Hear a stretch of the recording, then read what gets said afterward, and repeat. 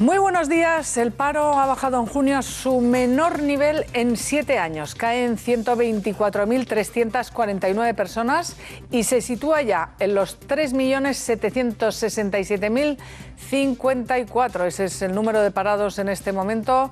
Una bajada que es la cuarta consecutiva y que supone el segundo mejor registro en un mes de junio desde el inicio de la serie histórica. Y además la Seguridad Social gana 98.500 afiliados y registra también el mejor mes de junio de la última década. En fin, buenas noticias para el empleo, que esta misma mañana las valoraba el presidente del Gobierno en funciones, Mariano Rajoy. Véanlo.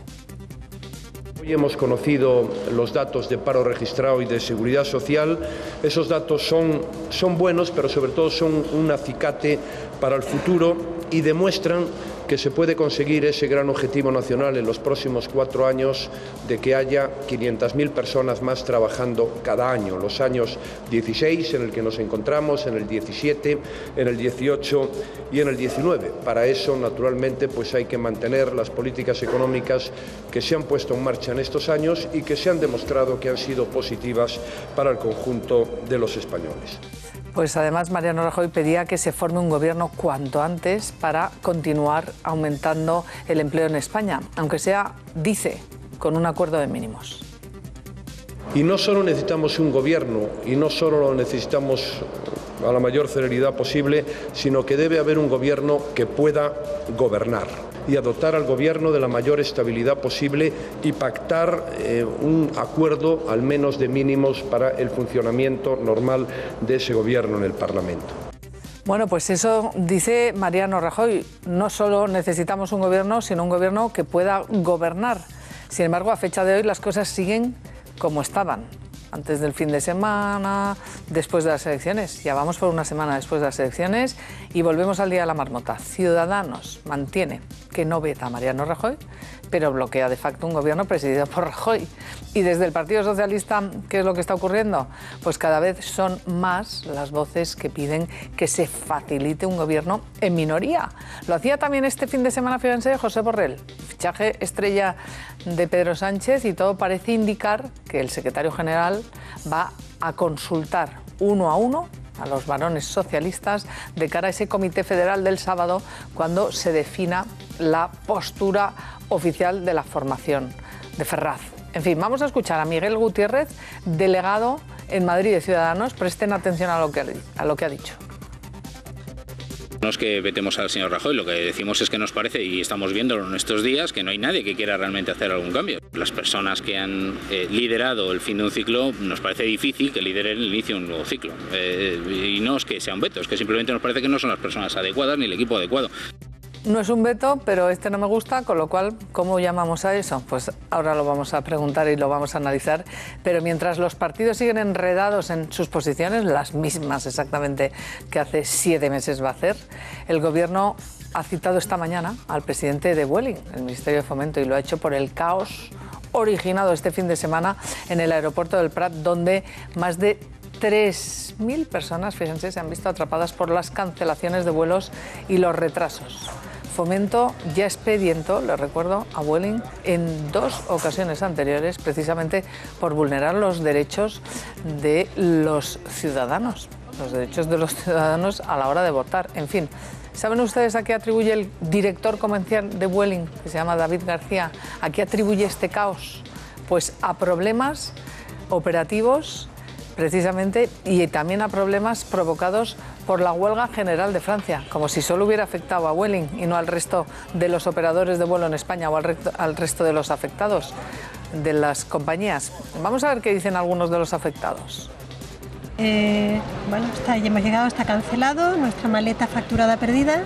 Pensamos que Vueling funcionaba bien, pero la verdad esto es una sorpresa. He viajado mucho, con muchas airlines. Sabe que nunca he visto tanto problema. Perdí conexiones, tengo que ir a París, ha perdido conexiones y ahora dice 7 de la tarde y dicen que no estamos seguros, no quieren dar ni hotel ni nada, estamos tirados. Peor compañía que he visto en mi vida. Bueno, pues un día más hemos de hablar de una masacre, este caso en Bagdad. De nuevo, masacre terrorista verdaderamente espantosa. Ascienden ya a 213 los muertos y más de 230 heridos. Son las víctimas de un atentado de precisamente anoche en una heladería en la capital, en Bagdad, una heladería donde estaban celebrando familias enteras el fin del Ramadán. Y ya ven, una masacre terrorista terrorífica, que además no ha sido la única este fin de semana. Vamos a irnos hoy también al análisis del terrorismo yihadista, pero lo que mandan a estas horas, además de las cifras del paro, es que acaba de dimitir Nigel Farage. Saben ustedes que es el líder del partido antieuropeo, el partido UKIP, el partido que ha liderado el Brexit en Gran Bretaña, pues acaba de dimitir, igual que dimitió la semana Boris Johnson, el exalcalde de Londres. Ahora conocemos la dimisión, hace unos minutos, de Nigel Farage. Lo vamos a analizar todo esto, pero como les digo, mandan a estas horas las cifras del paro, así que muy buenos días. Víctor Arribas, cuéntanos estos datos que hemos conocido esta mañana, buenos datos del mes de junio, sin duda. Sin ninguna duda, Isabel, muy buenos días a todos. Son datos positivos, son datos esperanzadores sobre la evolución a futuro del mercado de trabajo en nuestro país. Están enclavados en el centro, tal vez, de la temporada turística, por eso, lógicamente, la contratación se dispara, pero, a pesar de ello, los datos desestacionalizados también arrojan unas estadísticas muy buenas para el mercado de trabajo en nuestro país. Vayamos al dato general, 124.000 parados menos en el mes de junio. Un dato espectacular que confirma la tendencia de bajada en miles por mes, esa tendencia que ven a partir del mes de marzo y que se confirma en junio, quiero decir, con 124.349 parados menos. Vean cómo ha ido evolucionando el dato general de parados en España, paro registrado en las oficinas del INEM, y cómo a partir del mes de marzo-abril, cuando se bajó ya, en el mayo concretamente, se bajó de los 4 millones de parados registrados, y cómo ahora esa tendencia de descenso se consolida con 3.767.000 parados menos. Vamos a otro de los datos clave del día, la afiliación a la Seguridad Social. Casi 100.000 personas más en solo un mes. Es un dato espectacular, 98.432 afiliados más en las oficinas del INEM, lo que confirma un dato también importante, aunque siempre se nos queda corto, porque el dato ideal sería en torno a los 20 millones de cotizantes a la Seguridad Social. Estamos en 17.760.000. Vamos con tres ideas generales sobre lo que hoy hemos conocido en relación al mercado de trabajo en nuestro país. El paro baja al nivel del año 2009. Es una estadística positiva dentro de la auténtica cima en la que ha estado nuestro mercado de trabajo en estos últimos años.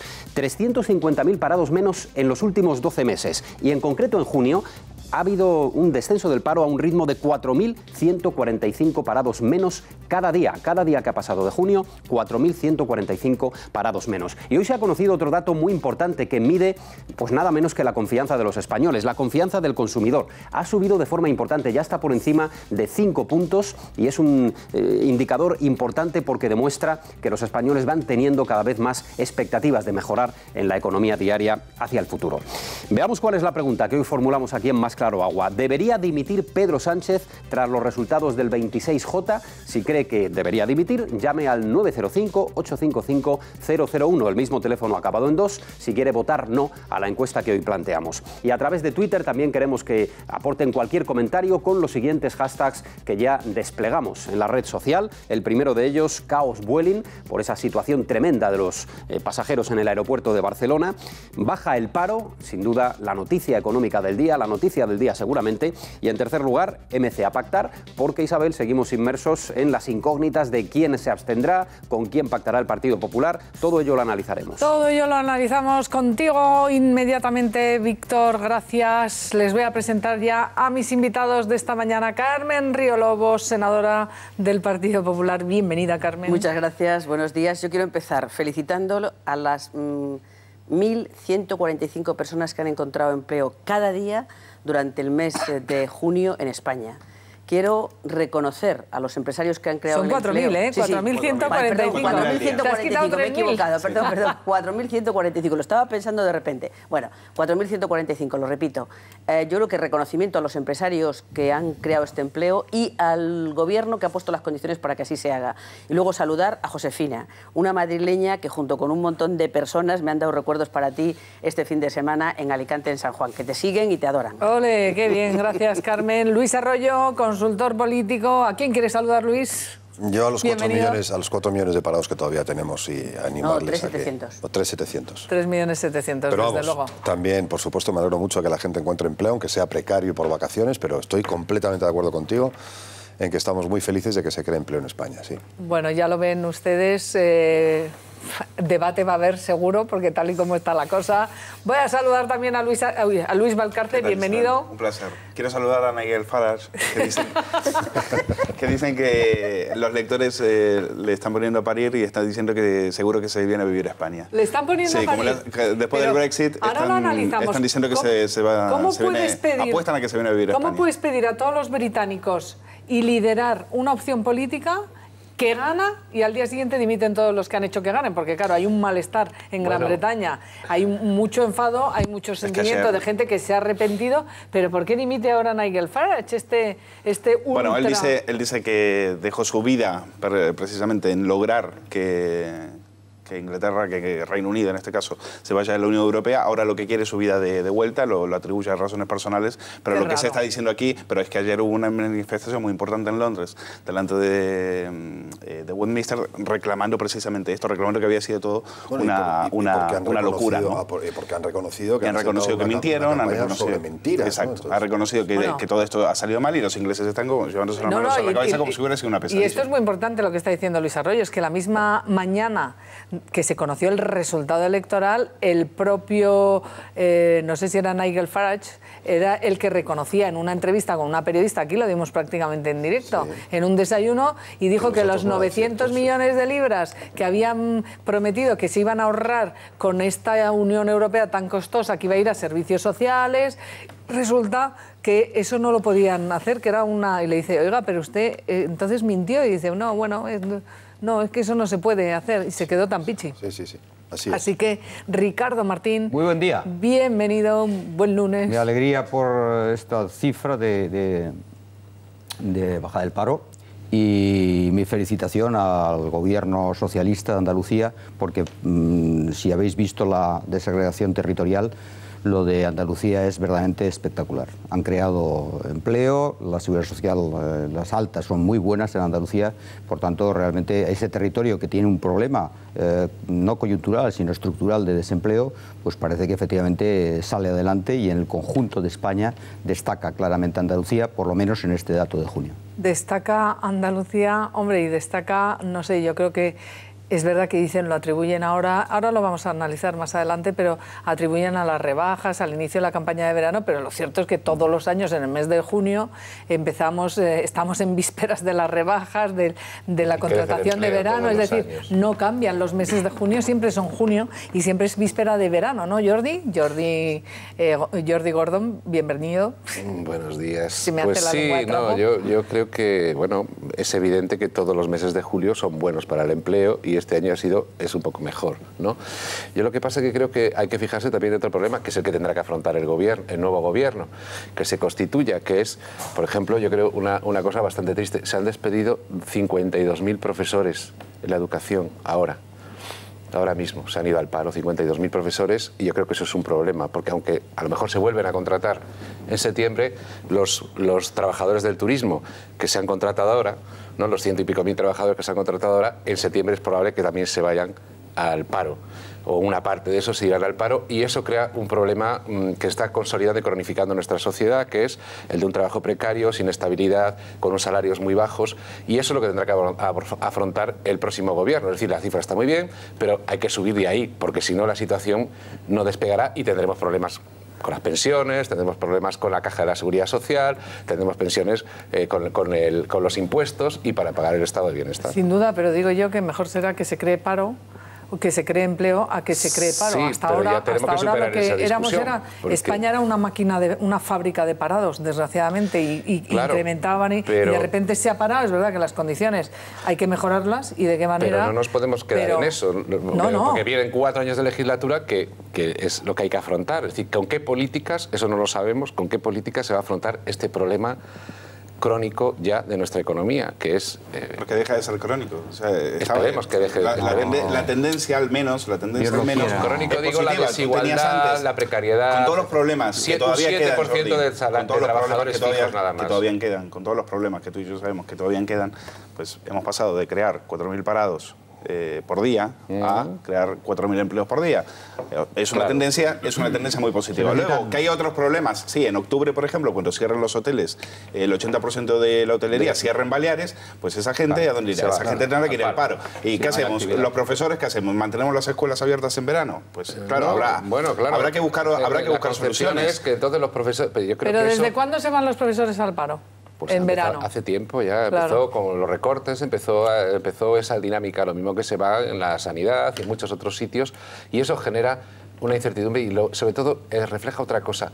¿Cómo valoramos la educación? ¿Cómo valoramos a los profesores? Estamos hablando de la necesidad de que nuestro país sea competitivo desde el punto de vista de la educación de nuestros niños y de nuestros jóvenes, y resulta que a los profesores los mandamos al paro una temporada todos los años. Creo que es poco estímulo, poco respeto por los profesores y poca apuesta por la educación, ¿no? Víctor Arribas ya está aquí con nosotros. Víctor, bienvenido a la mesa. Eso parte de una premisa, a mi juicio, equivocada, y es que el empleo temporal es precario. No estoy de acuerdo con eso. No. Lo que es precario es el paro, el desempleo, eso es precario. El hecho de que los trabajadores de la educación sean despedidos y contratados, bueno, pues que no es la situación ideal, desde luego no la es. Lo ideal es que un trabajador tuviera 3 meses de vacaciones pagadas y volviera a reincorporarse a su puesto de trabajo en septiembre. Pero la precariedad no viene de la temporalidad. La precariedad viene de los salarios bajos, de otro tipo de parámetros que no tienen nada que ver. O sea, ¿será mejor que un trabajador esté entrando en el mercado laboral, aunque sea en un contrato temporal, que de otra forma? O sea, eso es algo que no encaja. Eso no encaja. Es evidente que se necesitan otras políticas, porque este tema de la precariedad viene de lejos. Es que no es precariedad, la temporalidad. No, pero es que si es que me voy a remitir a hace muchos años. Fue Almunia el que estableció una variedad de contratos, 7, 8, para salir del paso. Y evidentemente era una buena solución en aquellos años, para salir del paso. Pero es que venimos saliendo del paso. Y se eternizaron, porque yo los viví, ¿eh? Venimos saliendo del paso. Sí, yo viví aquella cadena de contratos que era uno y otro y otro. Venimos saliendo del paso durante, fíjate que estoy hablando del año 84. O sea, venimos saliendo del paso. ¿Pero crees que un negocio enclavado en una zona turística tiene que mantener obligatoriamente a todos sus empleados, aunque no entre nadie a su establecimiento? Es que eso es imposible. Nadie dice eso, pero el sector hostelería puede ser una excepción. Yo puedo estar de acuerdo. Bueno, pero ¿por qué pasa esto en sectores industriales y de servicios? ¿Por qué pasa esto en el periodismo? ¿Qué tiene que ver el periodismo con la hostelería? Es otro debate. Quien acaba de dejar de estar en el paro, o desde luego en otras compañías, son pilotos, porque Vueling acaba de alquilar 6 aviones y ha contratado 34 pilotos por el caos en el aeropuerto de Barcelona. Vamos a hacer una brevísima pausa y analizamos todo lo que está ocurriendo aquí en Más Claro Vueling lo quiero yo.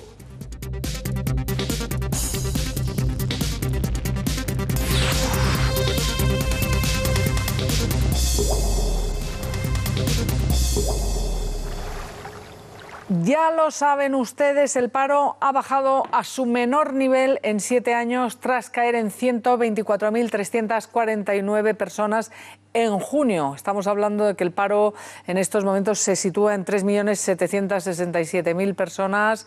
Es un paro importantísimo, desde luego no es para tirar cohetes, pero hemos descendido ya largamente la cifra de 4 millones de parados. Seguimos teniendo uno de los niveles más altos de la Unión Europea, pero es evidente que podemos empezar a ver ese vaso un poquito medio lleno, digo yo. Siempre hay quien lo va a ver medio vacío o muy vacío. Diego Sánchez de la Cruz, analista político y además presidente de Civismo y economista. Diego, Bienvenido, gracias por estar con nosotros. ¿Qué tal, Isabel? Soy director de civismo, pero me alegra que me hayáis ascendido. Te he ascendido así, pero ya ves que mañana tan generosa. Bueno, Diego.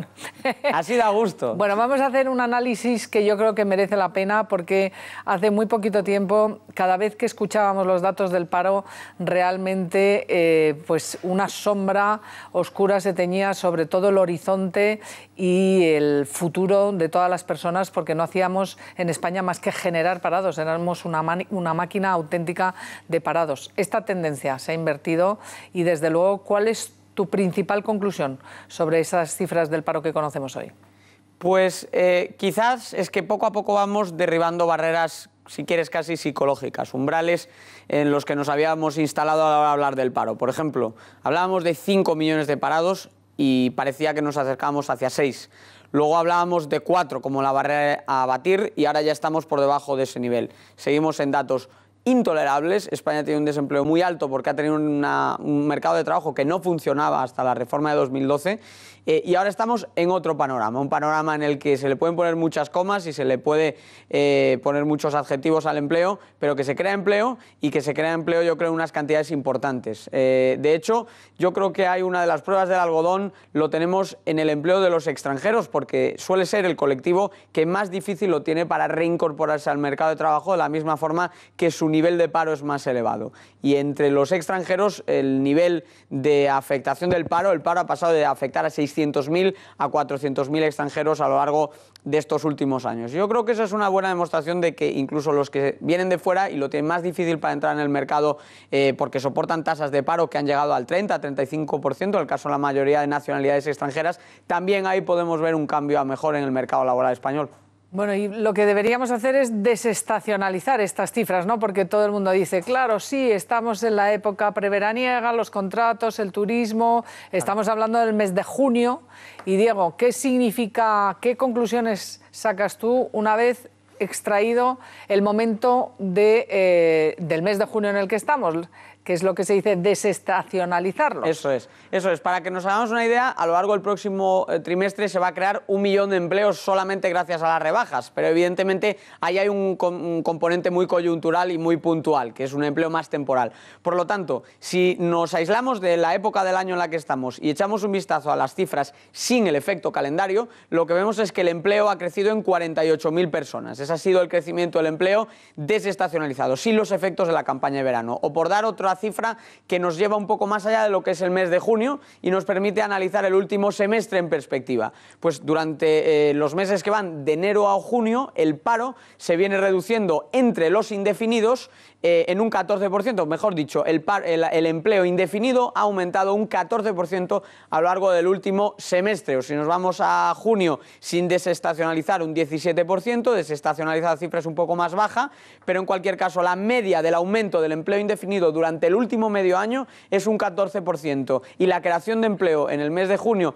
quitando el efecto calendario, es de 50.000 empleos más. Por lo tanto, hay buenas noticias en todos esos frentes, lo miremos por donde lo miremos. Y en este último mes el empleo indefinido ha crecido un 17%. Diego, además, yo creo que resultaría interesante si vemos, porque no es la primera crisis que hemos vivido en España, y creo además que estás escribiendo un libro precisamente en el que analizas esta cuestión. Si comparamos la situación de empezar a salir de la crisis, porque España ya está en crecimiento, vamos a ver lo que dura, aunque se ha ralentizado un poquito ese crecimiento.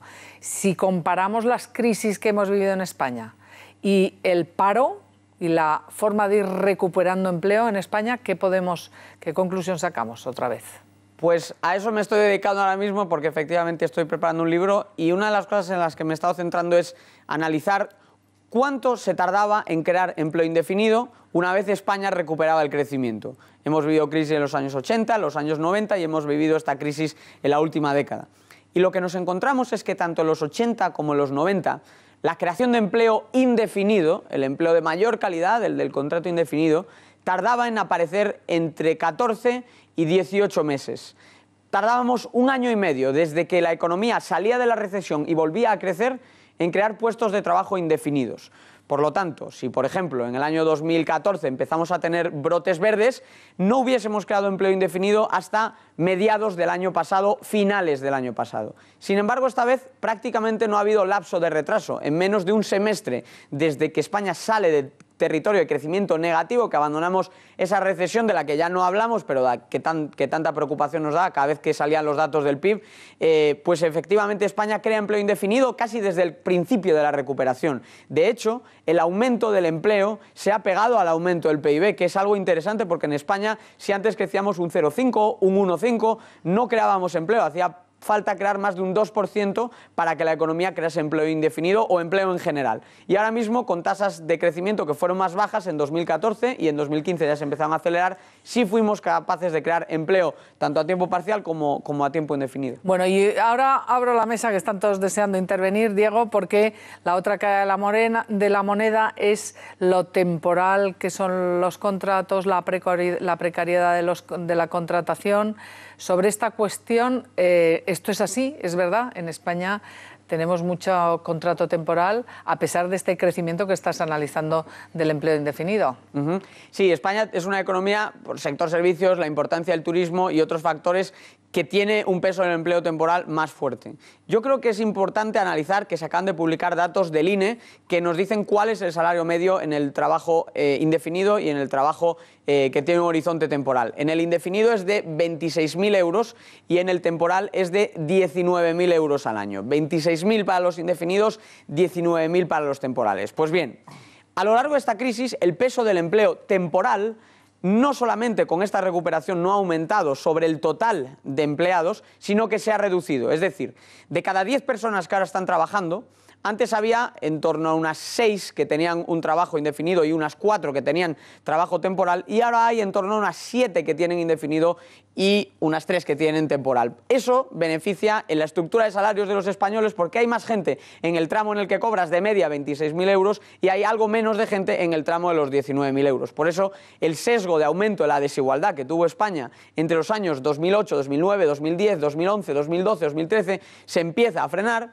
y la cifra de aumento del paro, que había crecido de la mano con la desigualdad, se invierte y por lo tanto empieza a bajar también la tendencia de la desigualdad a medio y largo plazo. Bueno, pues a ver, Luis Arroyo. Lo que nos alegramos todos, de verdad, y yo me alegro muchísimo de que se cree empleo en España, incluso aunque sea precario y temporal, incluso aunque sea estacional. Pero lo que ha sucedido estos años es que, igual que veíamos que España salía de la crisis, por cierto, al mismo tiempo que también salen el resto de los países de la Unión Europea, digamos, siguiendo sus ritmos. O sea, tampoco este mito, digamos, social de que las cosas van bien o van mal gracias a un gobierno y tal, es sencillamente un mito, ¿no? El gobierno puede hacer algunas cosas. Por cierto, en Europa muy pocas, porque está limitado, como sabemos muy bien, por las decisiones de sus socios, ¿no? Pero lo que ha sucedido estos años es que, mientras salíamos de la crisis, lo que ha sucedido es que, y los datos son súper contundentes, se incrementaba la desigualdad. La gente asistía, el otro día, la semana pasada, si no recuerdo mal, veíamos la noticia, no sé la cifra exacta, pero creo que 100 y pico mil millonarios más en los últimos años. Cómo se producían amnistías fiscales de vergüenza en las que amigos de miembros del gobierno se veían beneficiados. Hemos visto perdón, no nos lo hacemos antes de tiempo. No, todavía, Luis, no, pero ya te veía. Hemos visto cómo... Hemos visto al ex vicepresidente económico del gobierno, agente del supuesto Milagro Aznar, llevándose dinero a Suiza. Has empezado muy bien. Hemos visto, perdona. Hemos visto que mientras eso sucedía, el gobierno además se veía metido en un saco de mierda de corrupción. Entonces, está muy bien, a mí me alegra muchísimo que se cree empleo. Y me alegra, yo creo en el fondo, lo digo de verdad, creo que es, y esto tardaríamos un rato en debatirlo, pero creo que es no gracias a Rajoy, sino a pesar de Rajoy. Yo lo creo así. No lo comparto. Yo lo creo así. No lo comparto en pero absoluto. Mientras tanto la gente ha asistido a un incremento de la desigualdad brutal, a un mamoneo en los asientos de las sedes del poder, lamentable. Luis, y eso es lo que yo creo. Has empezado eso es lo que yo creo que hace que Rajoy esté como está. Y yo me alegro de que te alegres, pero has terminado fatal. Y digo que has terminado fatal porque es que has terminado con la demagogia. Perdón, has terminado con la demagogia de siempre. Con la demagogia de siempre. Yo te digo una cosa. En este momento. No, déjame que le contestes, que ha dicho unas barbaridades tremendas. Vamos a ver. Primero, hay más personas trabajando y eso es bueno. Hay más personas cotizando a la Seguridad Social y eso es bueno. Somos el país de la Unión Europea que más crece, y será también porque el gobierno lo está haciendo bien. Somos el país de la Unión Europea que más empleo está creando. Será porque el gobierno lo hace bien, porque hay otros países, perdona, hay otros países como Grecia o como Portugal que no están como España, lo estarán haciendo sus gobiernos peor, y qué curioso que son de ultraizquierda o podemitas. Bien, luego, perdona, déjame terminar. Sacas el tema de la corrupción y tal. Mira, acaba de decir ahora mismo Diego que hemos creado más empleo indefinido que en otras crisis, que hemos creado empleo indefinido, un 17% se ha incrementado en este último mes. Y desde luego que hay muchas más personas trabajando y que el sueldo medio también ha subido. Luego hay muchos datos que todos son positivos. Perdona, ¿que hay casos de corrupción? Sí, pero es que nos dejasteis, el Partido Socialista nos dejó 6 millones de parados. Que no es que haya casos de corrupción, que el vicepresidente económico, Rodrigo Rato, tenía dinero, estaba defraudando a la hacienda pública, querida. Es que no son casos de corrupción, es que hay casos de corrupción, sí. Que la gente del milagro económico y del destrozo, por cierto, y del destrozo, por cierto, de Caja Madrid, ese milagro español tenía dinero en cuentas suizas. Joder, se crea más empleo y la gente que lo ha hecho mal o está en la cárcel o está procesada. Jordi, tú decías antes, es que se echa a los profesores. ¿Tú sabes que en Castilla-La Mancha... Déjame terminar. No, ¿sabes quién gobierna en Castilla-La Mancha? El PSOE, yo no he dicho nada de quién gobierna, he dicho solo que me parecía mal que haya 52.000 profesores y que ponen poco en valor. Podemos, que se han pasado 4 años machacando al Partido Popular diciendo que la sanidad fatal, que la educación peor, con la demagogia que antes planteaba Luis. ¿Y sabes ahora qué han hecho ellos? Han llegado al gobierno, lleva un año, y el día 24 de junio han despedido a todos los contratados interinos, los han despedido a todos. Pues muy mal hecho, desde mi punto de vista. Vale, porque para que veáis lo que hacéis cuando llegáis al gobierno. Pero no me digas a mí que yo no he despedido a nadie, perdóname. Perdóname que en Castilla-La Mancha yo no he despedido a nadie, que todavía no me llega la mano. Pero permíteme que te conteste una cosa. ¿Los he hecho también o no? No tengo ni idea. No, perdona un segundito. El año pasado los mantuvo Dolores de Cospedal. El gobierno de Castilla-La Mancha... Permíteme que te diga una cosa. No, pero déjale contestar. Déjame terminar, que me preguntáis todos a la vez. Pero déjale que conteste. No te vayas por las ramas. El año pasado se encontró con 600.000 facturas sin pagar y 3.500 millones de deuda. ¿Y sabe lo que tuvo que hacer? A los profes el año pasado, ¿no? Y cuando tuvimos que despedir a alguno, montaron en cólera y montaron un follón monumental. Y ahora llegan ellos y perdona, a mí me parece fatal también. Con todas las facturas pagadas y con la sanidad saneada, con la educación saneada, llegan ellos y lo primero que hacen es despedir a los contratados. Si esto no es un problema de sacar la bandera del partido, si yo lo que estoy planteando es que hay un problema. Y es que a mí me parece, yo creo, no sé si estás de acuerdo conmigo, a lo mejor no estás de acuerdo conmigo, que se despida 52.000 profesores cuando acaba el curso y se les mande a su casa, dice poco como país de cómo valoramos la educación y cómo invertimos en educación. Pero, por ejemplo, voy a poner otro ejemplo de lo que ocurre. Voy a poner otras cifras. Vamos a ver, estamos hablando de indefinido. En esta última encuesta, ¿no? En este último registro de datos, hay un 7% de trabajos indefinidos, de contratos indefinidos. Solamente un 7%. El 93% es precario. A ver, Víctor, ¿qué quiere preguntar a Diego? No, pero déjame acabar. El 53% de los parados no tiene cobertura. Están sin ningún tipo de ingreso. Y sobre todo eso afecta muchísimo a las personas que tienen más de 50 años, que cada vez es más difícil que encuentren trabajo. Jordi, todo eso son problemas, perdóname, escúchame. Nosotros queremos llegar a 20 millones de personas trabajando. Pero no me contestes con la propaganda. Si esto no es un problema de propaganda. Si el debate sobre el paro y la situación que vivimos en la sociedad española no tiene que ver con la propaganda y que usemos los datos del paro de propaganda política de un partido a otro, sino que hay un grave problema de fondo. ¿Sabes otro problema? La gente que era mileurista ahora rezaría por ser mileurista, porque ya los salarios son por debajo. Diego y también dar la palabra a Ricardo y a Luis. A ver, Víctor, rápido, por favor, Carmen. La explicación de que el 7% de los contratos que se han firmado sean indefinidos es que los contratos indefinidos se firman con mucha más frecuencia, como es lógico. Un contrato temporal. Un contrato indefinido lo firmas y no vuelves a firmarlo dentro de 3 meses o 6 meses. El dato general dice que el 75% de los trabajadores en activo en España son indefinidos, el 75%. Y en relación a la desigualdad, Luis, no sé si conoces el índice Gini de la OCDE. Pues el índice Gini dice que España fue el país OCDE, el país miembro de la OCDE, el club de los países desarrollados, donde más creció la desigualdad entre los años 2007 y 2011. Y luego ha seguido creciendo. Eso no lo niego porque es innegable. Claro, es que son los años de la crisis. Pero haz la comparativa, digamos, en la evolución de la última década en nuestro país. No solo de los datos que te interesan. La pobreza ha crecido con el PSOE y con el PP. Claro. La desigualdad habrá que afrontarlo, ¿no? La desigualdad ha crecido pero no solo ver los datos que me interesan en los últimos años. Bueno, pues ya está, vamos con el no estoy hablando de quién es culpable. Todavía quedáis muchos por opinar y valorar. Diego, sobre esto que estás escuchando. Estaba escuchando a Luis, que no sé si me recordará, pero fui alumno suyo. Está la cuestión de la desigualdad. En España, el 80-90% del aumento de la desigualdad ha sido debido a la destrucción de empleo.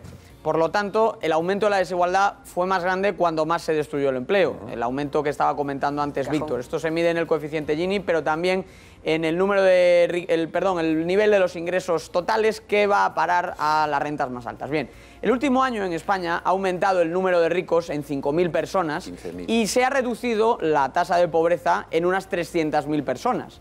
Por lo tanto, no tenemos por qué estar continuamente alentando el odio de clases y el enfrentamiento social, porque, como digo, el último año en España 5.000 ricos más, efectivamente, y 300.000 pobres menos. Oye, Por lo desde tanto, luego, no existe una conexión ahí entre Monedero más y ricos Pablo y más Iglesias pobres. están entre los ricos. O sea que Pablo Iglesias está entre el 1% Monedero, más rico de oye, de España. 400.000 en 400.000, a mí que me lo expliquen estos de Podemos, Pablo que Iglesias estupenda. declaró... Y los 7 millones que han cobrado de Venezuela y no sabemos ni quién los ha cobrado, ni cómo, ni dónde, porque no cuelgan la listita. Venga, a ver, dinerito, ¿cuánto fue a cada quien? ¿Por qué trabajo? ¿En qué concepto? ¿Cuánto se pagó? No lo sabemos. Lo que sabemos es que Venezuela les pide explicaciones, pero vamos, entre los ricos ahí tienen a Pablito. Iglesias declaró en el 14 más de 1 millón de euros. ¿Cuándo? En el 2014. En el 2014 la declaración de la renta son más de 1 millón de... Oye, pues no está nada mal, ¿no? ¿Tíos en casa o qué? Entonces, no, perdón, 100.000 euros, 100.000 euros, más de 100.000 euros, me equivoco. Bueno, la diferencia, por eso le incluía yo. Pero también son de más de 60.000. Cuando son más de 60.000, porque son a los que tú quieres, cuando tú quieres pegarles el sablazo del IRPF. A mí no sé, me parece una discusión un poco absurda ponernos aquí a discutir si un gobierno conservador, que está fenomenal, vamos, quiero decir que es un gobierno conservador, si no pasa nada, y por eso Diego utiliza estos términos, alentar el odio de clase, no sé qué, bueno, si es normal que un gobierno conservador favorezca a las clases más privilegiadas. Perdón, bueno, vale, pues no es cierto. O sea, no es cierto. En este país hemos asistido, hemos visto todos en la calle cómo se beneficiaba sistemáticamente a los pensionistas, a los parados de larga duración, a la educación pública, a la sanidad pública. Nadie ha visto los recortes, los hachazos, etcétera, mientras unos cuantos se la llevaban cruda. Nadie lo ha visto, Carmen. Pero oye, y los hachazos, para hachazos, para hachazos tenían los de mayo del 2010. Para hachazos, los de mayo del 2010. Sí, y la pérdida de las pensiones. Y el cueste lo que me cueste. Esa es la diferencia. Y el indulto a banqueros en mayo del 2010. Y salvar a nuestro país de un rescate. Que es alucinante que todavía se siga diciendo que España estaba a punto del rescate. No, España no estaba a punto del rescate. España evitó un rescate gracias a las decisiones de Zapatero, como todo el mundo sabe. Hay un libro entero escrito sobre la cuestión. Y con Rajoy, sin embargo, a España se la rescató, coño. Que vimos a los hombres del libro. A lo mejor vi visiones. Luis, hablas de desigualdad, pero dejaste la economía, dejó el PSOE la economía hecho unos zorros. Eso creo que es un dato que no lo puede negar nadie. Por algo Rajoy gana por mayoría absoluta. Por algo, porque recibe una economía destrozada. Y por algo pierde después. Pero el planteamiento, yo creo que... A ver, el debate aquí no es si unos tienen más culpa que otros... Escúchale a Luis. Espérate, porque no, si hablas a la vez... Hay algo, decía Luis Arroyo algo que tiene razón, es decir, quizás a pesar de Rajoy. Siempre se crece a pesar del... No, quiero decirte, quiero que me entiendas, Carmen, a pesar del poder político, porque por lo general el poder político lo que hace, en este caso, ¿cuándo acierta Rajoy? Acierta cuando le afloja la soga a los empresarios, le baja los impuestos y empezamos a crecer. Y Bruselas le deja, por cierto, que Bruselas le da una tregua a Rajoy y acaba de retrasar a octubre la multa por el déficit. Eso es lo que permite ahora, eso es lo que permite finalmente, después del sablazo fiscal del 2012, pues ahora empezamos a crecer con los datos de Sánchez de la Cruz. Entonces, yo creo que eso es lo que te marca una tendencia. A mí lo que me asusta es que venga desde el lado de la izquierda, que vengan de vuelta las ideas del plan E, de más inversión, vamos a a empezar con la política pública, vamos a subir los impuestos, efectivamente todo aquello, vamos a cambiar la reforma laboral, es decir, lo poco que se hizo bien en ese sentido, depende de quién volverlo a dar vuelta. Eso es una regresión. Subir o bajar los impuestos. Y la tendencia te lo está diciendo. Es un concepto que hay que a ver, Ricardo, nos queda Ricardo y quiero preguntaros por Vueling, porque hay muchísimos afectados, estamos hablando de miles de afectados y quiero preguntaros por las declaraciones que ha hecho su director general inmediatamente. Así que, Ricardo... Sí, España... Cuestión paro... La cuestión es que un dato muy tremendo que no se ha mencionado es que el paro entre los sin empleo anterior, que es nuestros jóvenes fundamentalmente, solamente ha bajado un 3,4%, lo menor de todo.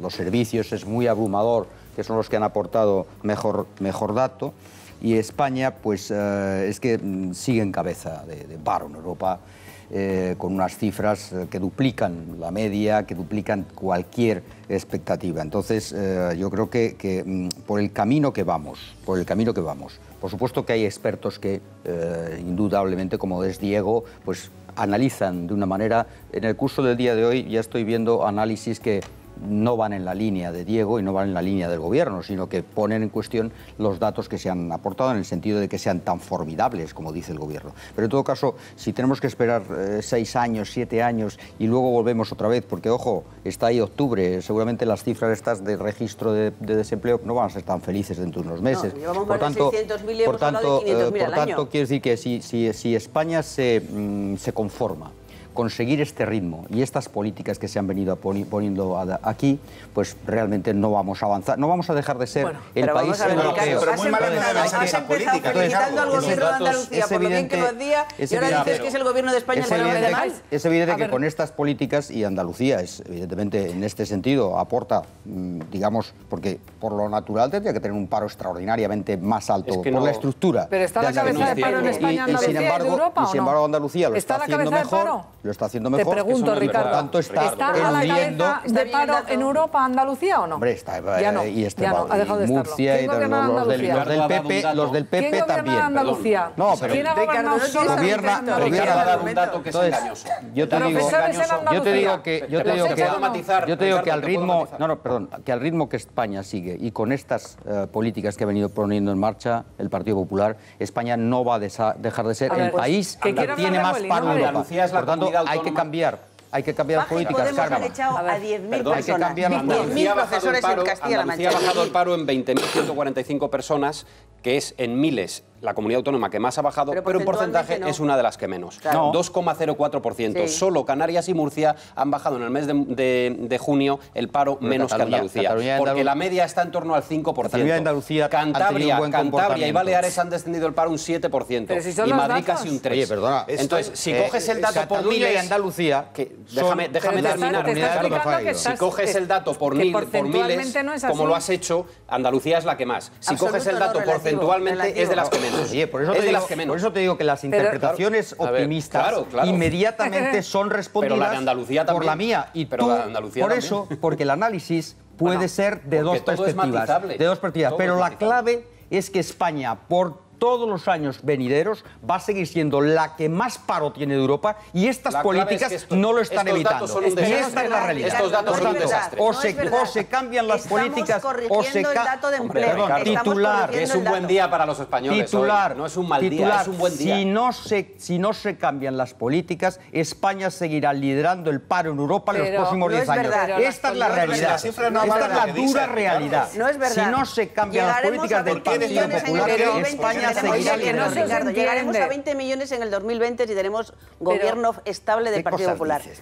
Sí, si no ponéis palos en las ruedas, los del PSOE o los de Podemos, que por cierto, en Castilla-La Mancha, ¿sabes cuánto? Han mandado el día 24, cuando nunca se había hecho, de junio, a 10.000 profesores al paro. Oye, quiero preguntaros, bueno, como queréis seguir, quiero que veáis la cara A y la cara B, la moneda, las dos caras de la moneda, cara y cruz, de lo que es ver las cifras del paro. Lo están viendo ustedes en esta mesa.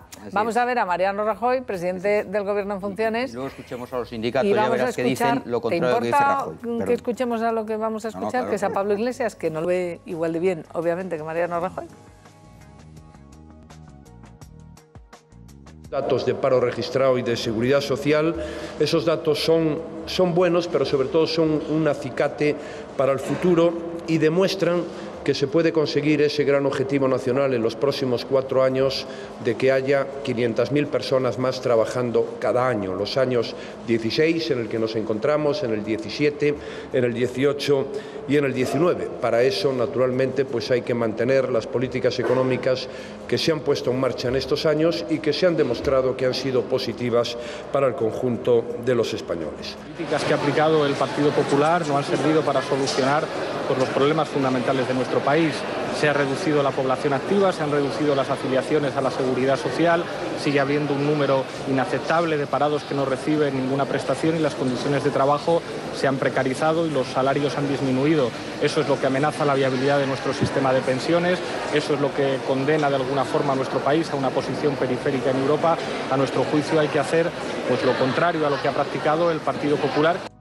¿Qué es lo que practica, ¿Qué es lo que practica Tsipras? Que es mandar a todo el mundo al paro, afuera las pensiones, o Venezuela.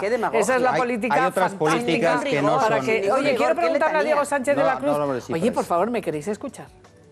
Diego Sánchez de la Cruz, quiero preguntarte por la hucha de las pensiones, porque evidentemente hay gente preocupada y a lo mejor no es para menos. Acaba de dar una explicación el secretario de Estado de la Seguridad Social precisamente sobre esta cuestión, porque el Gobierno ha utilizado para pagar la paga extra más de 8.000 millones de nuevo de la hucha de las pensiones. Vamos a verlo. Ese recurso al fondo de reserva es una necesidad que venimos cumpliendo, eso sí, con absoluto rigor, recurriendo a él en la medida estrictamente necesaria y en el momento estrictamente necesario. No se le oculta a usted que ese momento coincide, evidentemente, con los 2 picos de pagas extraordinarias donde se produce esa situación. Paga extraordinaria también que llegará con la paga de Navidad, Diego. El PP se ha comido la hucha. Ricardo, entonces tú a ver, ¿me dejáis preguntarle a Diego Sánchez de la Cruz? Pero por favor, ¿me queréis escuchar? Cortarle los micrófonos. Diego Sánchez de la Cruz. ¿Cómo estáis? ¿No? A ver, sí, ¿cómo están? Rebeldes. Yo, la verdad es que la cuestión de la hucha de las pensiones, yo no entiendo la polémica. La hucha de las pensiones está para pagar cuando las contribuciones no son suficientes para abonar las pensiones. Es decir, yo creo que es de perogrullo y no entenderlo da una idea de lo bajo que está el nivel de comprensión sobre el sistema de pensiones que tenemos. Otra cosa es que este sistema sea sostenible, no lo es. No lo es, lo era hace 1 siglo y medio cuando se creó un sistema de reparto en el que el joven le paga la pensión al jubilado. A largo plazo en España, o hacemos un sistema de pensiones moderno basado en el ahorro y basado en las contribuciones y que luego se complemente para quien no llega a los mínimos que se fijen, o nos vamos a despeñar por una mera cuestión de que la población de España en las próximas décadas va a pasar de 46 a 36 millones de habitantes y por lo tanto el problema de las pensiones no es que sea ahora de si la hucha 5.000 millones más, 5.000 millones menos, de que creemos 2 millones de empleo más, 2 millones menos. No. La estructura demográfica de España va a cambiar por completo. El propio Pacto de Toledo y las condiciones en las que se pautan las pensiones en España ya se han recortado 14 veces en los últimos años, cambiando métodos de cálculo, retrasando la edad de jubilación, etcétera, etcétera, etcétera. Y aquí el mensaje es claro. Lo sabemos todos, además, al margen de consignas políticas. Todos sabemos que mi generación no va a cobrar las pensiones como las puede estar cobrando hoy quienes sí están jubilados o quienes van camino de estarlo. Y si queremos evitar ese colapso, o hacemos reformas de calado en el sistema de pensiones, o todo esto de lo que estamos discutiendo son minucias, son cacahuetes, comparado con el problema de fondo que tiene que ver con un envejecimiento tremendo de la población, un cambio en el sistema productivo a largo plazo y un propio sistema que, por definición, nos lleva a que, si no lo cambiamos, cada español va a tener que soportar, cada español ocupado va a soportar a un pensionista. Y eso no lo soporta nadie. A ver, Diego, que ya vamos a ver que te pregunta Luis Arroyo. No, más que preguntarte, perdona, porque no quiero adoptar un tono ni mucho menos profesoral, ¿sabes? Pero eso lo tienes que mirar mejor, ¿eh? En España se ha dicho decenas de veces, no, este sistema es insostenible porque la demografía, porque... Mira, la última vez que se dijo, que yo recuerdo perfectamente cómo sucedió aquello, era principios del siglo, de este siglo, ¿no? Del año 2000-2004. Los agoreros nos decían, el sistema de pensiones es completamente insostenible, España no puede mantener el sistema de pensiones y tal. Lo que pasó, que nadie lo esperaba, fue que vinieron cientos de miles de inmigrantes a España, por cierto, con un rechazo del que ya hablaremos en otro momento, supongo, por parte de la derecha, y etcétera, etcétera. Y lo que sucedió fue que de pronto empezamos a ingresar una pasta en la hucha de las pensiones, perdón. Y de pronto todos los expertos que estaban anunciando el desastre, de pronto vieron, mira, pues ahora resulta que sí, que el sistema es sostenible, que se puede sostener. Y fue en ese momento, en realidad había venido mucho antes el Pacto de Toledo, Diego, perdona, has dicho, es verdad lo que has dicho. El principio es, la hucha de las pensiones queda ahí para cuando haya problemas. Pero también es un acuerdo, es un consenso político de que tocar la hucha de las pensiones es más pensando en precisamente tu generación que no en la generación de los que no en la generación actual. Es decir, siempre hay un consenso también entre los economistas, y entre los interventores en lo público, termino enseguida. Hay un consenso en que tocar la hucha de las pensiones debe ser en momentos extremos, digamos, y hay que tener mucho cuidado. Luis, no, contéstame, Luis, ¿qué hacemos? ¿No pagamos la extraordinaria a los pensionistas? Te contesta Martín. A ver, te contesta Martín. No tengo ni idea. Es que quien creó el fondo de pensiones fue Aznar, un gobierno del Partido Popular, porque cuando llegamos en el año 96, lo primero que tuvo que hacer Cospedal como secretaria de Estado fue pedir un crédito para pagar las pensiones, porque nos habíais dejado a cero. Hicimos la bolsa nosotros, el Partido Popular, y ahora cuando hace falta la usamos para pagar a nuestros pensionistas que lo merecen. Quiero recordaros un dato, que el último ministro de Economía del gobierno de Felipe González se despidió diciendo que la gente se hiciera un fondo de pensiones privado porque no había para pagar las pensiones. Se llamaba Pedro Solbes, lo repescó, lo repescó Zapatero, pero dijo que en España no había dinero, que ya podía la gente que quisiera, perdona, y llegó Aznar, hizo la hucha de las pensiones, que ha salvado el sistema de pensiones estos años. Eso es la realidad. Oye, dejadme despedir, que quiero despedir a Diego Sánchez de la Cruz. Bueno, pues después de Diego quiero hablar de pensiones, por favor. Voy a despedir. ¿Quieres qué? Quiero bueno, pues no despida a Diego. Tienes un minuto y un minuto de despedida de Diego. Venga, Ricardo. El problema es que el Fondo de las Pensiones, Diego, se creó para situaciones de crecimiento, de recesión más bien. Nadie puede explicar hoy en día, con esta perspectiva súper optimista del gobierno de Rajoy o medio optimista mía, por ejemplo, no se puede entender cómo se está echando mano del circulante, cómo se está echando mano de la hucha de las pensiones. Pero no estamos en un momento de crecimiento, pero no estamos en un momento de salida de la crisis. ¿Por qué estamos utilizando un fondo que es precisamente para situaciones excepcionales? Porque y si viene y si viene la recesión, por casualidad, no por el PP, por lo que sea, ¿qué pasa? No tenemos hucha. Pero no quieres pagar la extra. Ricardo no quiere que se pague la extraordinaria a los pensionistas. Se está pervirtiendo incluso el Partido Popular. ¿Para qué se hizo y para qué hizo Aznar aquella hucha? Perdón, que además no lo hizo Aznar, ¿eh? Entonces, o sea, perdón, Pacto de Toledo, el Pacto de Toledo, perdóname, el Pacto de Toledo se aprueba en el Pleno del Congreso de los Diputados el día 6 de abril del 95, ¿vale? Por iniciativa de CiU, para decir las cosas como son, ¿vale? Por iniciativa de CiU y por recomendación del Banco de Luis. Aznar, ese gran hombre, ese gran presidente. Es un logro de los equipos, no es de un partido. Bueno, ya está, pero entonces no es de Aznar. Se hizo en el gobierno de José María Aznar, que no podía haberlo hecho. Bueno, se necesitan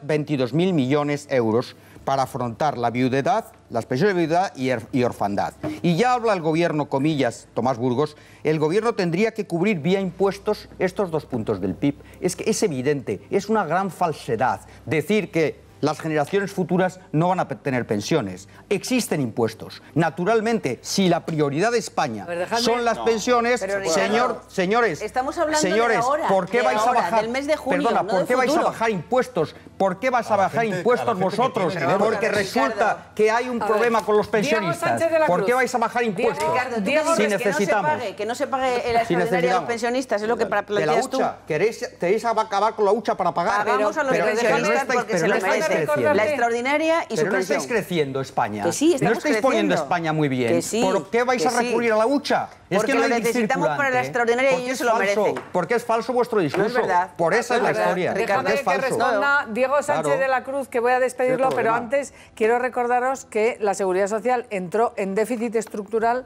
en 2010 y 2011. Hombre, claro. Y el agujero que dejaron, que acumularon, era 7.000 millones de euros. A lo mejor se creen que es que luego los billetes se reponen, se cambia de gobierno y esos agujeros se rellenan solos. El de la sanidad, el de la hucha de las pensiones, el de la educación, todos esos agujeros, nada, llega y crece el dinero con el siguiente gobierno. Diego Sánchez de la Cruz. Quiero que concluyas porque tenemos que hacer una brevísima pausa, que está muy animadito este debate. Muy rápido. El descuadre despegue entre lo que ingresa y lo que gasta la Seguridad Social pagando las pensiones no se mueve en tiempo real. Ese déficit del que estabas hablando, Isabel, se empieza a generar en 2010 y se empieza a traducir en que en efectos reales a la hora de pagar las pensiones falta dinero, empieza a notarse en 2012, 2013, 2014. Bien, ahora mismo la brecha entre lo que ingresa y lo que gasta la Seguridad Social se viene reduciendo por fin. En los últimos meses ha habido un cambio y las diferencias se están acortando. Pero hasta que esto lo veamos en el tiempo, hasta que no haga falta echar mano de la hucha de las pensiones, van a pasar meses y meses, o sea que seguiremos hablando de retiradas del fondo del fondo de reserva. Por lo tanto, la solución está clara: reforma y de largo plazo. Si no, no van a ser sostenibles. No, es que quiero preguntaros, Diego Sánchez de la Cruz, gracias por haber estado con nosotros. Ahora vamos a seguir hablando de toda la actualidad del día, de Vueling, del colapso este fin de semana en el aeropuerto de Barcelona, pero no, y del gobierno, por supuesto, Ricardo, pero creo que merece la pena que nos detengamos un momento con las masacres que ha perpetrado el Estado, mal llamado Estado Islámico, el ISIS, con un coche bomba en una heladería en la capital, en Bagdad, en plena celebración del fin del Ramadán. Han muerto familias y familias enteras. Estamos hablando de más de 200 muertos y más de 250 heridos. La cifra va creciendo y verdaderamente es escalofriante la matanza salvaje. Una furgoneta entera cargada de explosivos con un terrorista que se ha suicidado con la furgoneta. Inmediatamente en las redes sociales colgaron los terroristas estos islámicos terribles, colgaron el nombre convirtiéndolo en un héroe, pero es que también en Bangladesh ha habido un atentado, ha habido varios jóvenes que han entrado con Kalashnikov y han matado a 20 personas en un local que lo que hace es generar esa cadena de atentados. Si uno lee la prensa hoy, varios periódicos alertan de riesgo de atentado.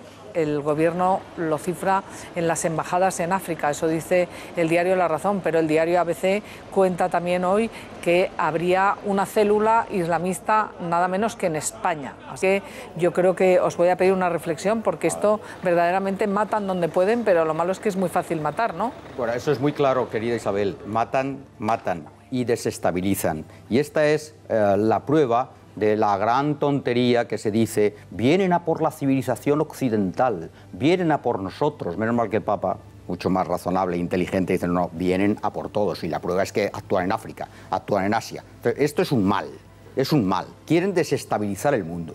Déjame esa es la realidad, no vayan contra Occidente. Déjame preguntárselo a Alfredo Perdiguero, que es portavoz del Sindicato Independiente de Policía. Alfredo, buenos días. Hola, buenos días, Isabel. Gracias por estar con nosotros. Gracias a ti. Sobre estas informaciones que estamos contando, que revela hoy la prensa española, concretamente sobre la posibilidad de que haya alguna célula del ISIS que pueda moverse por Europa y que quiera atentar en España, Alfredo. Bueno, yo he hablado con los compañeros de información y evidentemente es muy complicado delimitar, porque evidentemente si fuese así ya estarían detenidos. Pero el problema es que ellos juegan con la amenaza, juegan con el miedo que produce sus amenazas, y que últimamente parece que tienen más fundamentalismo, más fundamental esa amenaza que todas las últimas que han hecho contra España y contra el Estado de Derecho que supone, o el Estado occidental que supone esa amenaza. No es cierto lo que estaba diciendo ahora mismo, porque sí que es cierto que van contra todo lo que va en contra de ellos, es decir, contra el Estado occidental, contra lo católico, contra todo aquello que va en contra de ellos. De hecho, nuestros católicos, nuestros sacerdotes que están por África, evidentemente impartiendo la doctrina católica, son uno de sus principales objetivos. Por tanto, no es cierto que, o sea, sí que es cierto que van contra lo nuestro y evidentemente contra lo que va en contra de su religión. Y por tanto, ya digo que es fundamental, eso sí, que es una guerra contra todos los que no es ello. Pero fíjate qué incongruencia, Isabel. Daesh, como tú has dicho ahora mismo, uno de sus principales objetivos es que desaparezca Al-Qaeda para el Magreb Islámico, es decir, otra célula islámica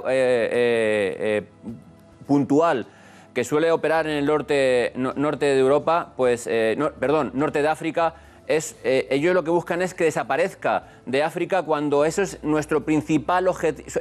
Nosotros somos su principal objetivo de ellos, es decir, en Ceuta y Melilla es donde mayormente operan, y que gracias a la información de Marruecos estamos evitando en muchos casos con detenciones preventivas de ese tipo de gente. Por tanto, ellos tienen su propia guerra unos contra otros, es decir, Al-Qaeda para el Magreb Islámico contra Daesh o Daesh contra ellos y a la vez ellos contra nosotros, porque digo que es lo que ellos buscan, erradicar nuestra forma de vida de este mundo. Desde luego y contra todos, efectivamente, porque su objetivo eran los chiíes o los chiitas en Bagdad.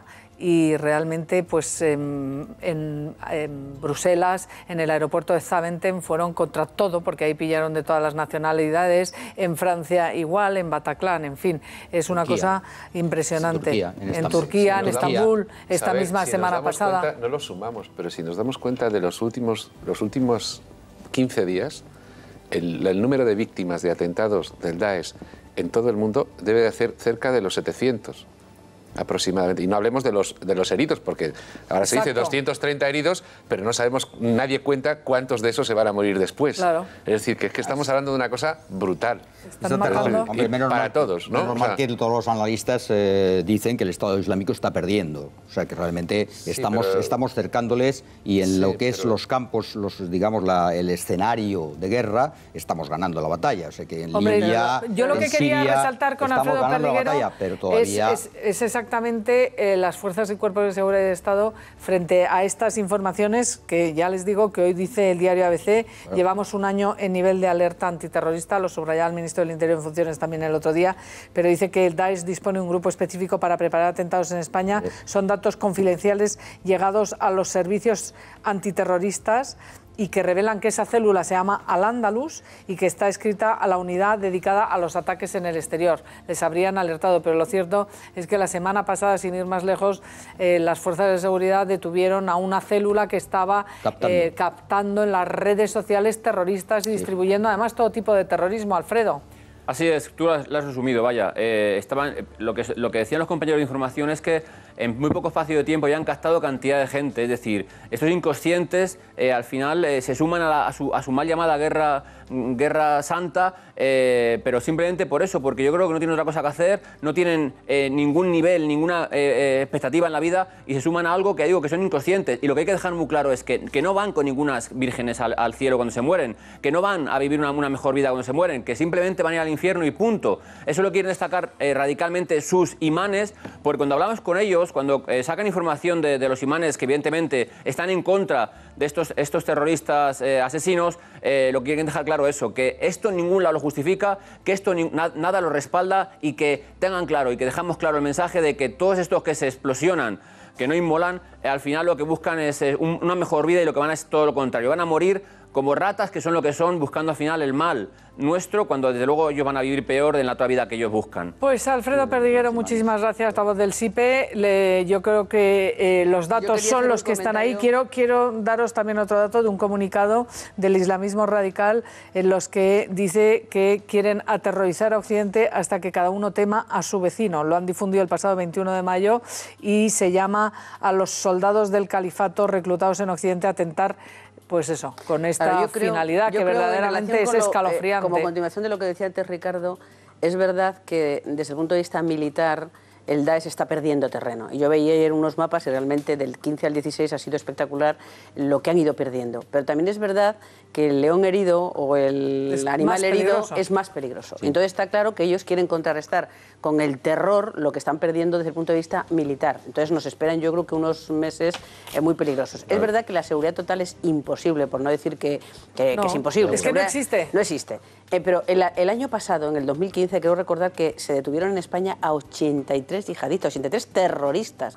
Y es verdad que yo creo que la Fuerza de Cuerpo de Seguridad del Estado en nuestro país, el Ejército, el CNI y demás, están controlando muy bien a las células que existan en este momento. Entonces yo creo que tenemos que estar relativamente tranquilos, aunque estamos en una alerta muy especial. Hombre, claro. Porque en cualquier momento un salvaje de esto hace una barbaridad. Quiero hacer una brevísima pausa y volvemos. Vamos a analizar la situación de Vueling, el alquiler de varios aviones, de más de 30 aviones, perdonen, 6 aviones y 34 pilotos, lo estoy diciendo de memoria, 34 o 36 pilotos por parte de Vueling, con lo cual reconocen de facto y además han incrementado el personal de la compañía, el personal administrativo de más de un 40%. Yo no sé, y ahora me lo dirán mis queridos compañeros, si esto es reconocer de facto que la culpa no la tenía Francia, que es lo que habían dicho hasta ahora, por ese colapso del aeropuerto del Prat en Barcelona y por ende, pues viajeros de Vueling en todos lados. Hacemos una brevísima pausa.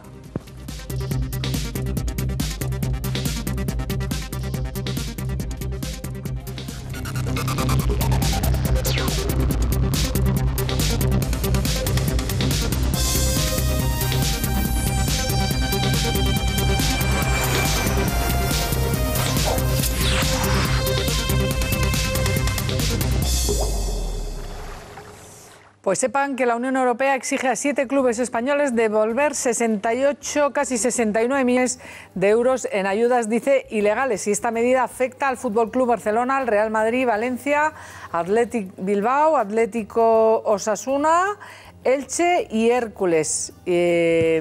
Luego analizaremos con más detalle esta noticia, pero quiero preguntaros por ese caos aéreo a causa de la compañía de Vueling, que ha tenido pues a miles de usuarios en el aeropuerto del Prat, en Barcelona, principalmente en colapso total, perdiendo conexiones internacionales, cancelaciones de vuelos. En fin, esta mañana la ministra de Fomento en funciones, Ana Pastor, ha hablado en Radio Nacional y ha dicho que esto no le va a salir gratis a nadie, que van a abrir un expediente sancionador. Pero vamos a ver lo que ha dicho el responsable de la compañía, el señor García, el director general comercial, y también a un dirigente de Facua, de los consumidores, recomendando las medidas que tienen que tomar si alguno de ustedes o algún familiar o alguien que ustedes conozcan se ve afectados por este tipo de cancelaciones y de trato de una compañía como Vueling, como ha ocurrido este fin de semana aquí en España.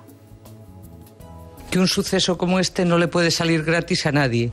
Es decir, a la compañía, a cualquier compañía que incumpla los slots que tiene programados, está incumpliendo la ley de seguridad aérea y por lo tanto se le ha abierto un expediente sancionador y desde luego tendrá que resarcir en primer lugar a todas las personas a las que ha afectado y en segundo lugar la sanción que el instructor del expediente entienda que le corresponde. Ha sido una confluencia de situaciones, ¿no? Y sobre todo está dado desde la huelga de Francia del 28 de junio nos obligó a cancelar 56 vuelos. ¿Tienen que hacer los pasajeros afectados por estas situaciones? Pues efectivamente tienen que presentar la reclamación, primero ante Vueling o ante la compañía que les haya provocado el problema, que insisto, ante más de 3 horas de retraso en llegar a destino hay derecho a una compensación de entre 250 y 600 euros. Pueden reclamar también el alojamiento si han tenido que pernoctar en una ciudad que no era la suya. Pueden reclamar la comida que hayan tenido que pagarse durante la espera. E incluso pueden pedir una indemnización por daños morales. Bueno, y yo creo que merece la pena utilizar los derechos de todos. Lo que no puede pasar es que les haga gratis, como decía la ministra. Veremos a ver si resarcen efectivamente a todas las personas que se han visto afectadas una por una. David García, el director general de la compañía, ha anunciado que alquilan 6 aviones, que han alquilado ya, que han contratado a 34 pilotos y además ha incrementado un 40% el personal de la oficina. Y la pregunta que nos hacemos todos es, ¿por qué no lo han hecho antes? Digo yo. Ahí es la cuestión. Esa es la cuestión. ¿Qué han esperado? ¿A que la gente las compañías juegan con el límite, están siempre al límite las compañías. Tenemos que ponernos de parte siempre de los usuarios.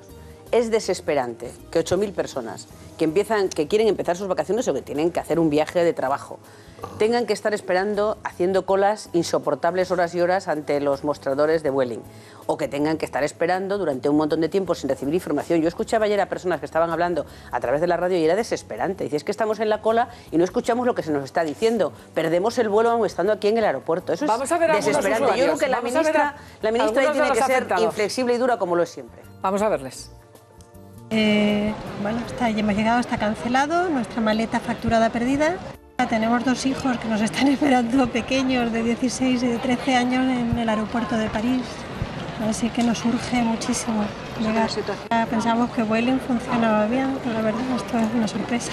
He viajado mucho, con muchas airlines. Sabe que nunca he visto tanto problema. Perdí conexiones, tengo que ir a París.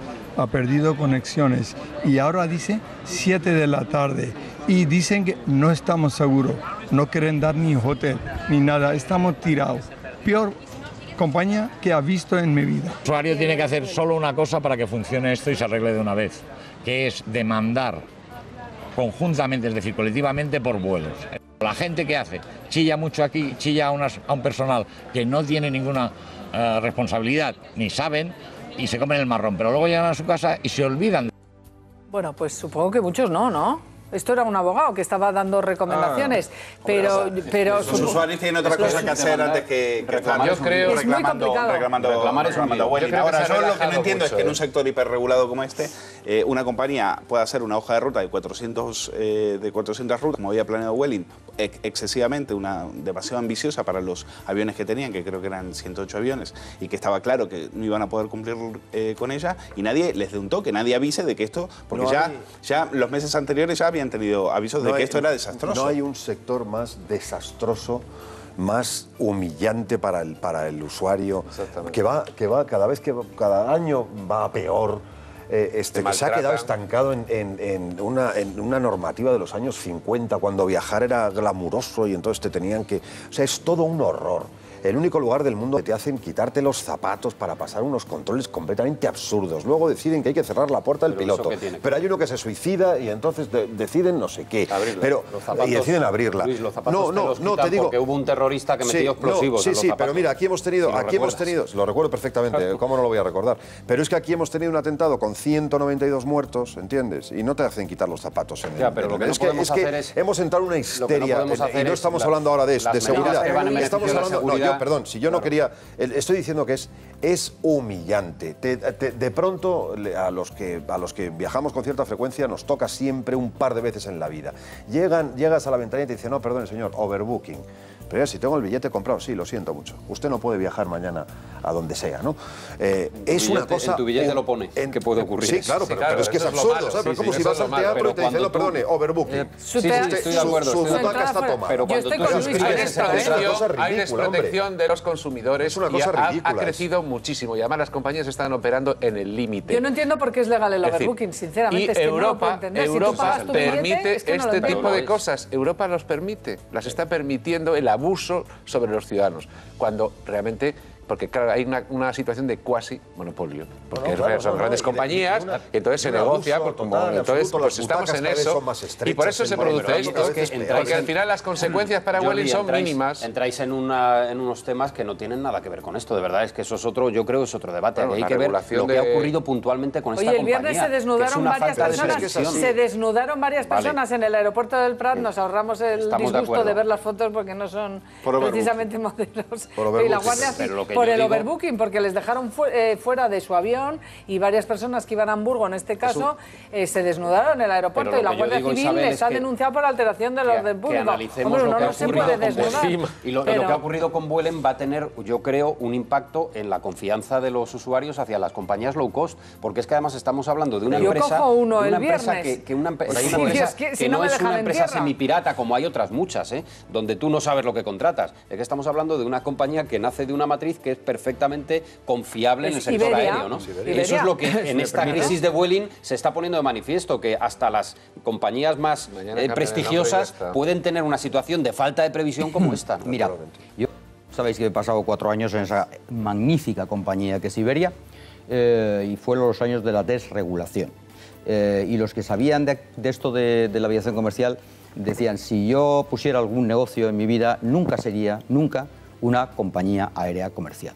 Porque es muy difícil hacer rentables estas compañías. ¿De qué manera se hacen rentables? Como lo estamos viendo, como hacen otras compañías low cost, que es reducir, evidentemente, y perjudicar al pasajero, hacer todo lo posible realmente para generar ingresos. Y eso se ha demostrado en Iberia, que ganó muy pocas veces dinero en su historia, pero es una compañía ejemplar, una compañía fantástica, de una fiabilidad total. Por supuesto, no hablemos, por favor, de mantenimiento. Compañías como Iberia, de bandera, siempre estaban mantenidas. Es verdad que costaba muchísimo dinero, pero la seguridad...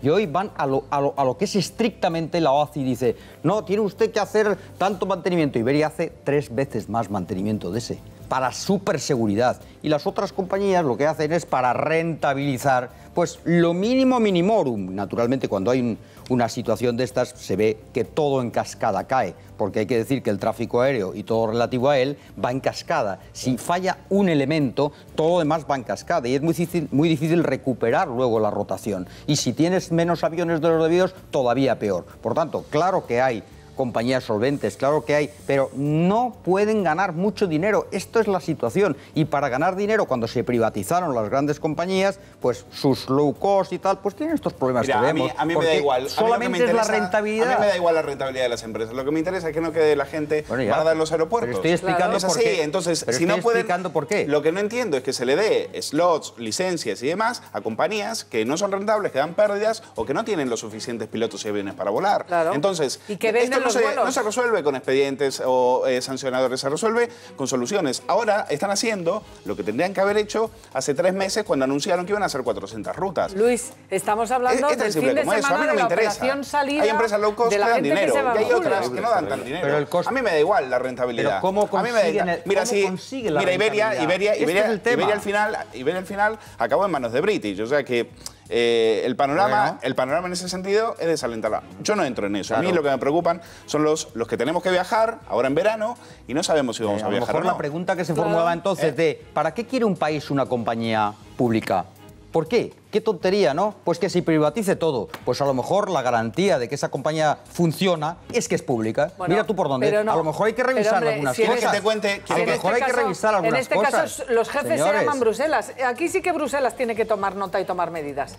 O sea, esto es supranacional, esto no manda España. Aquí manda, por encima de España, manda Bruselas. Y yo, ¿os acordáis de Loyola de Palacio, que fue la que peleó precisamente cuando era comisaria de Transportes porque se indemnizara, porque hasta entonces no se indemnizaba, solamente conseguían unos cuantos, la indemnización, se les puso las pilas a las compañías aéreas y lo que pasa es que todavía seguimos como estamos. A mí lo que me parece importante de cara a las personas que nos estén viendo... Es la maldita IATA, que yo no sé quién preside esa casa de verdad. Un día, no sé, hay que ponerle fuego, ¿sabes? Porque yo no entiendo de verdad cómo es posible... No, estoy de broma, naturalmente, todo el mundo lo entiende. Pero es alucinante, ¿cómo puede haber un sector tan lamentable? Porque es un sector que se basa en grandes compañías que imponen sus criterios y todo el mundo los acepta, se negocia un poquito y políticamente se ajusta, que es lo que ha pasado, pues lo que decías de Loyola y lo del tema de las indemnizaciones. Y todavía las indemnizaciones son... Y estas empresas low cost, ya son indemnizaciones, cuidado que muchas son low cost, entre comillas, porque muchas cobran ayudas. Por ejemplo, en La Coruña, si quieren volar de La Coruña, pues primero el ayuntamiento tiene que poner 2 millones de euros. Y si no lo pone 2 millones de euros al año, pues no vuelan. Lo importante es que los consumidores reclamen. Es verdad, Luis, que las molestias que se causan en este momento en los aeropuertos al tener que desnudarte es muy incómodo, pero también es por seguridad.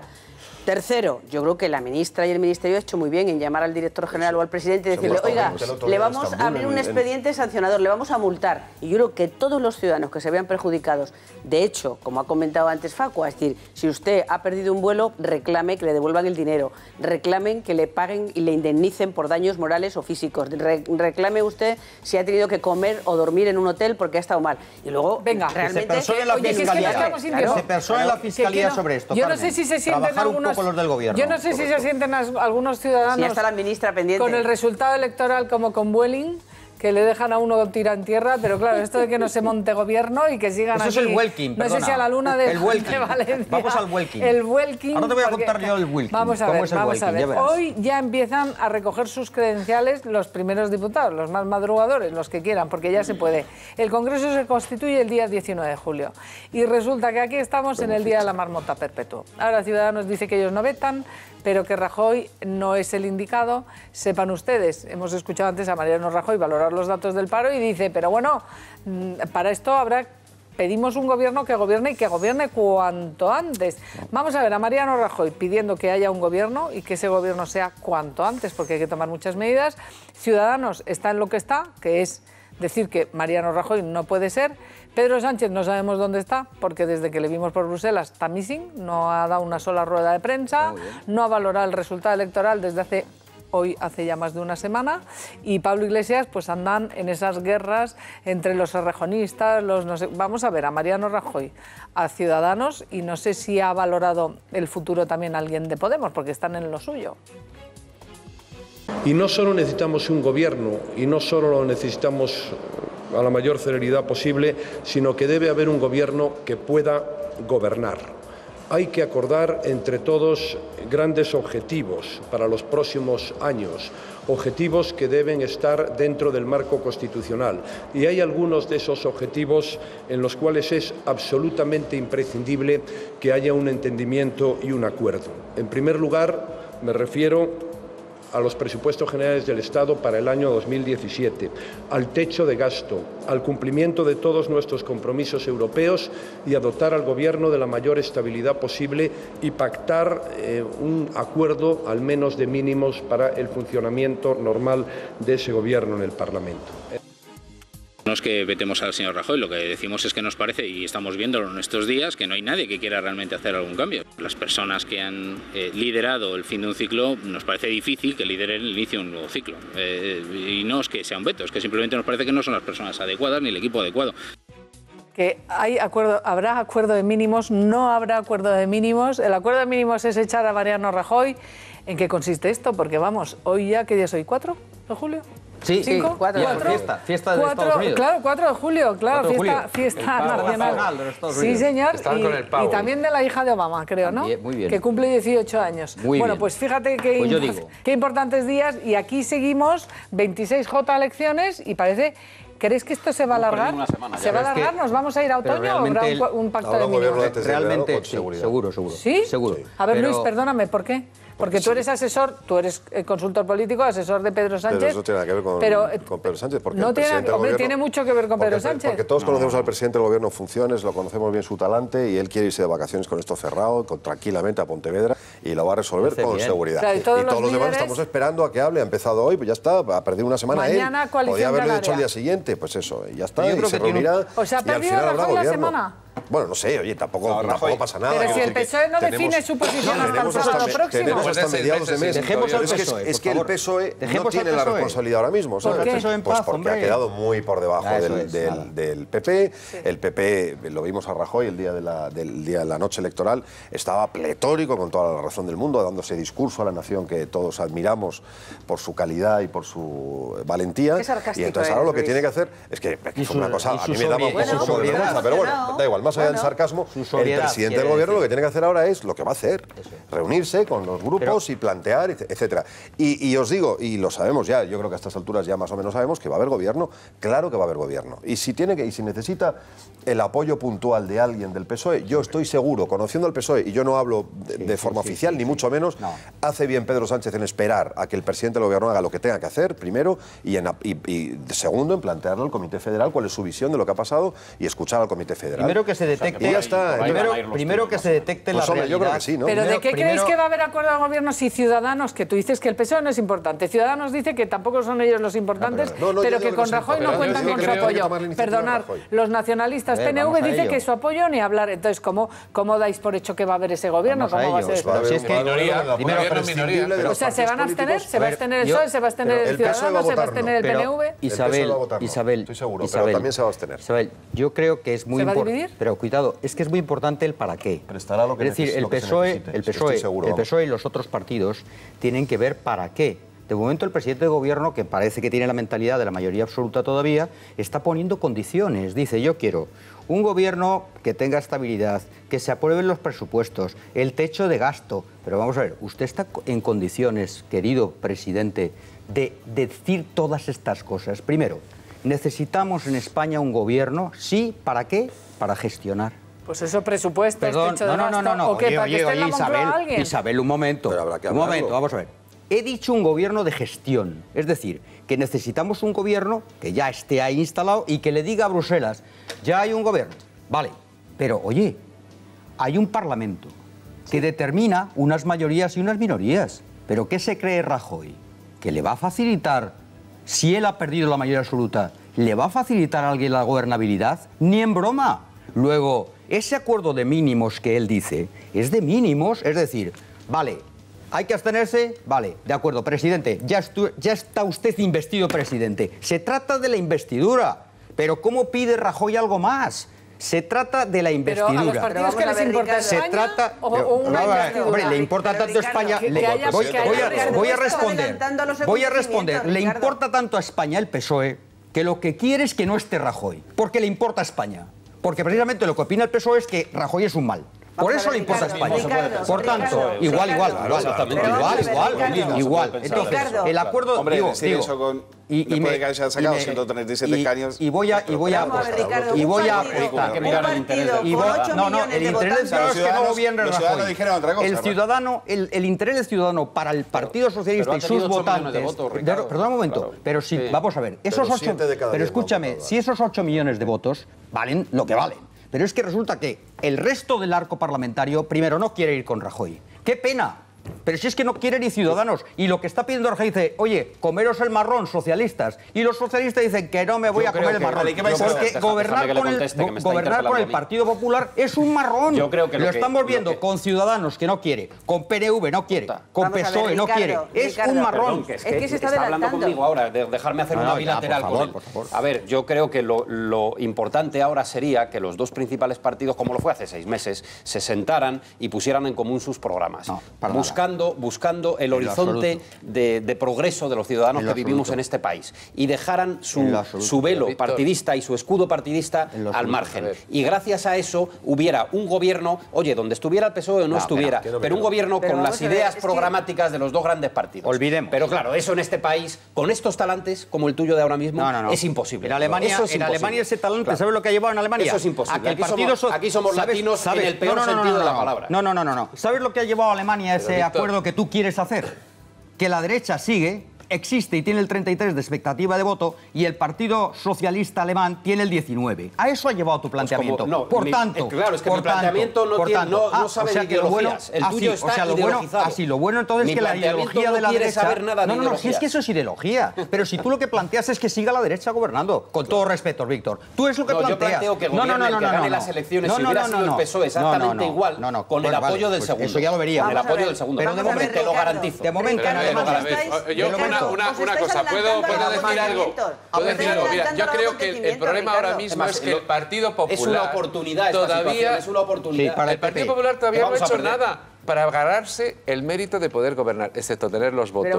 La aritmética no se la da. Y la política... Habláis desde el punto de vista de las siglas. No. ¿Y el PP qué habla? ¿En nombre de qué? Muy mal. A mí me identificas con el PP, tal vez. Pero el PP hará tan mal como el PSOE manteniendo esta discusión en esos términos. ¿Qué propone el PP ahora mismo? No se entiende nada. ¿Qué ha propuesto el PP ahora mismo a los ciudadanos y a los partidos políticos? ¿Qué ha propuesto? Todavía nada. Escucha a Pablo Casado. Absolutamente nada. Ha propuesto 5 pactos. 5. Bueno, pero educación, empleabilidad. No, son 5 pactos. Son enunciados nada más. No, pero si todavía nadie se ha sentado con él. Vamos a ver lo que decía Pablo Casado, que es el vicesecretario de Comunicación del Partido Popular. Vamos a ver, Pablo. Terceras elecciones no va a haber. O sea que yo creo que ahora es el momento de que seamos generosos, que los partidos tengamos altura de miras. Por nuestra parte tendemos la mano a ese acuerdo con el Partido Socialista y con Ciudadanos. Habrá que ver en qué modalidad, si un acuerdo de investidura, de legislatura o de gobierno, que es lo que queremos nosotros. Y confiamos en que el Comité Federal no repita ese veto que introdujo hace ya 6 meses al Partido Popular. Bueno, es que estamos ante 3 posibilidades. Acuerdo de investidura, acuerdo de gobierno o acuerdo de legislatura. No hay más. Pero un momento, es que no me dejáis. Está muy bien ese deseo, digamos, que viene repitiendo el PP. El presidente del gobierno... Carmen, un segundo. Mira, está muy bien, pero hay que entender... Pero escucha. No identifiques a mí con el Partido Popular. Yo hablo desde la independencia. No, que ya lo sé. Pero que te estoy diciendo, que ya lo sé, de verdad que lo digo con toda sinceridad, digo que en el PP, en su estrategia política y legítimamente, lleva mucho tiempo planteando esa gran coalición, etcétera. Bueno, pero basta entender un poco cuál es la dinámica política española, cuál es la situación del Partido Socialista, que tiene mucho que ver con la situación también de Podemos, por supuesto, etcétera, para entender que hay ciertas cosas que se pueden decir ya con un poquito de conocimiento de causa. Y es simplemente, primera, si el Partido Socialista apoya al PP formando gobierno con el PP, muere al minuto siguiente. Así de claro. Y eso el PSOE lo sabe entero. Y por tanto, lo que cabe esperar del próximo Comité Federal, lo primero que cabe esperar del próximo Comité Federal es que evidentemente, y lo vais a ver, y si no, yo vuelvo a hacer mi oferta, no vuelvo por aquí de la vergüenza, vais a ver que el Comité Federal va a decir al PP hombre, haz otras ofertas, no y no. Pero no, que no vuelvas. Espera. Pero vamos a ver, haz una apuesta. Dos, el Partido Socialista es un partido responsable, digamos, y es evidente que este país no merece unas terceras elecciones. A mí no me parece muy bien que Pablo Casado diga no va a haber terceras elecciones. Bueno, chaval, no te pongas, con perdón, con todo respeto, señor Casado, no se ponga usted muy chulito tampoco. O sea, cuidado, vamos despacio. Pero evidentemente nadie quiere... Si se pone chulito, las forzamos. Pero no podemos ir arrogantes por la vida. Pero si uno... Pero si empiezas diciendo, bueno, chaval, un minutito. Bueno, lo estaba diciendo de broma. Perdón un segundito, Luis. El Partido Pablo es buen tipo, es un tipo... Muy buena relación. Que habrá abstención. Yo creo, venga, pero Luis, es una porque lo opinión acabas nada de más. decir. Creo que por el PSOE no quedará que no se forme gobierno. Que todo el mundo lo sabe y todo el mundo lo espera del PSOE. Lo que hay, ahora, las fórmulas Carmen, son diversas. tienes la palabra. Lo que hay, perdonad. Y muy importante, y que el PSOE, por supuesto, es la primera, seguro, la primera cosa que se va a decir en el Comité Federal. El PSOE tiene que liderar la oposición al PP. Bueno, y entendiendo esas cosas, pues más o menos quiero que veáis sabemos el escenario que se nos habla. El mensaje, Carmen, tienes la palabra, pero al hilo de lo que está diciendo Luis, quiero que veáis, porque el PSOE está dividido.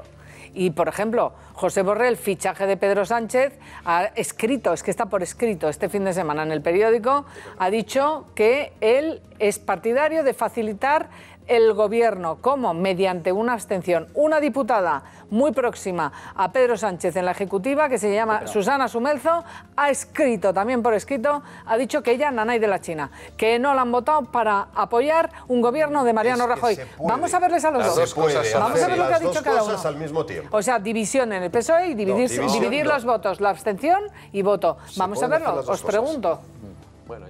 Pero para que no tengamos que volver a votar, alguien tiene que poder formar gobierno, al menos con más votos a favor que en contra, y para eso, descartada la gran coalición PP-PSOE, solo hay dos soluciones. Un gobierno de coalición minoritario, PP-Ciudadanos, con o sin Rajoy, o un gobierno muy minoritario del PP. Y en ambos casos, aun contando con el apoyo de algunos nacionalistas, haría falta una abstención del PSOE. Y ahí tienen ustedes a Susana Sumelzo, que dice el PSOE pidió el voto para cambiar al PP, no para mantenerlo en el gobierno. Yo no me abstendré para facilitarlo, traicionaría a los votantes. No, división. Cosas son a ver, Luis, ambas cosas. O sea, que va a haber división. No. Va a haber división, no. El Comité Federal va a dejar que se abstengan unos. El Comité Federal va a establecer que su adversario político es el PP, sigue siendo el PP, sus políticas, un partido sucio, un partido corrompido, un partido que está destrozando a la clase media en España. Perdona, esto es lo que va a decir el Comité Federal. Esto es lo que va a decir más. Digo yo lo que es. Diciendo barbaridades del PP. Bueno, vale, pero oye, si además yo no sé lo que va a decir el Comité Federal, pero intuyo qué es lo que va a decir el Comité Federal. Y después va a decir también, sin embargo, es legítimo que el Partido Popular pueda formar gobierno. Déjale hablar a Carmen, porque es verdad que por alusiones le estáis cortando todo el rato. Un rato, pero es que lleváis 15 minutos sin dejarme abrir el pico. Vamos a ver. El Partido Popular ha ganado las elecciones con 8 millones de votos, que le han dado su confianza y se lo han dado a Mariano Rajoy. Y Mariano Rajoy, la primera semana se ha ido a Bruselas porque había un problema muy gordo con el Brexit en Bruselas y había que estar en Bruselas. Al mismo tiempo ha empezado a llamar y a hacer contactos discretos con los partidos políticos. Empieza del menor a mayor. Se va a reunir uno por uno con los líderes o con los portavoces de cada uno de los partidos y les va a preguntar cuál es su disponibilidad. Y bueno, pero es que hay que contarlo porque es que si no parece que ya estamos en el tercero o en el cuarto paso, que es lo que planteaba Ricardo, lo que plantea Luis. Entonces, el presidente va a escuchar a todos y en función de lo que digan, lógicamente va a plantear lo que sea. Él le ha dicho, voy a ser tremendamente generoso con el resto de partidos, porque él lo que cree es que lo importante es que haya un gobierno estable en nuestro país. Es verdad que de las tres opciones, el Partido Socialista está radicalmente en contra, por lo que estoy viendo, o al menos algunos de sus líderes, totalmente en contra de la gran coalición. A mí me parece que es un error.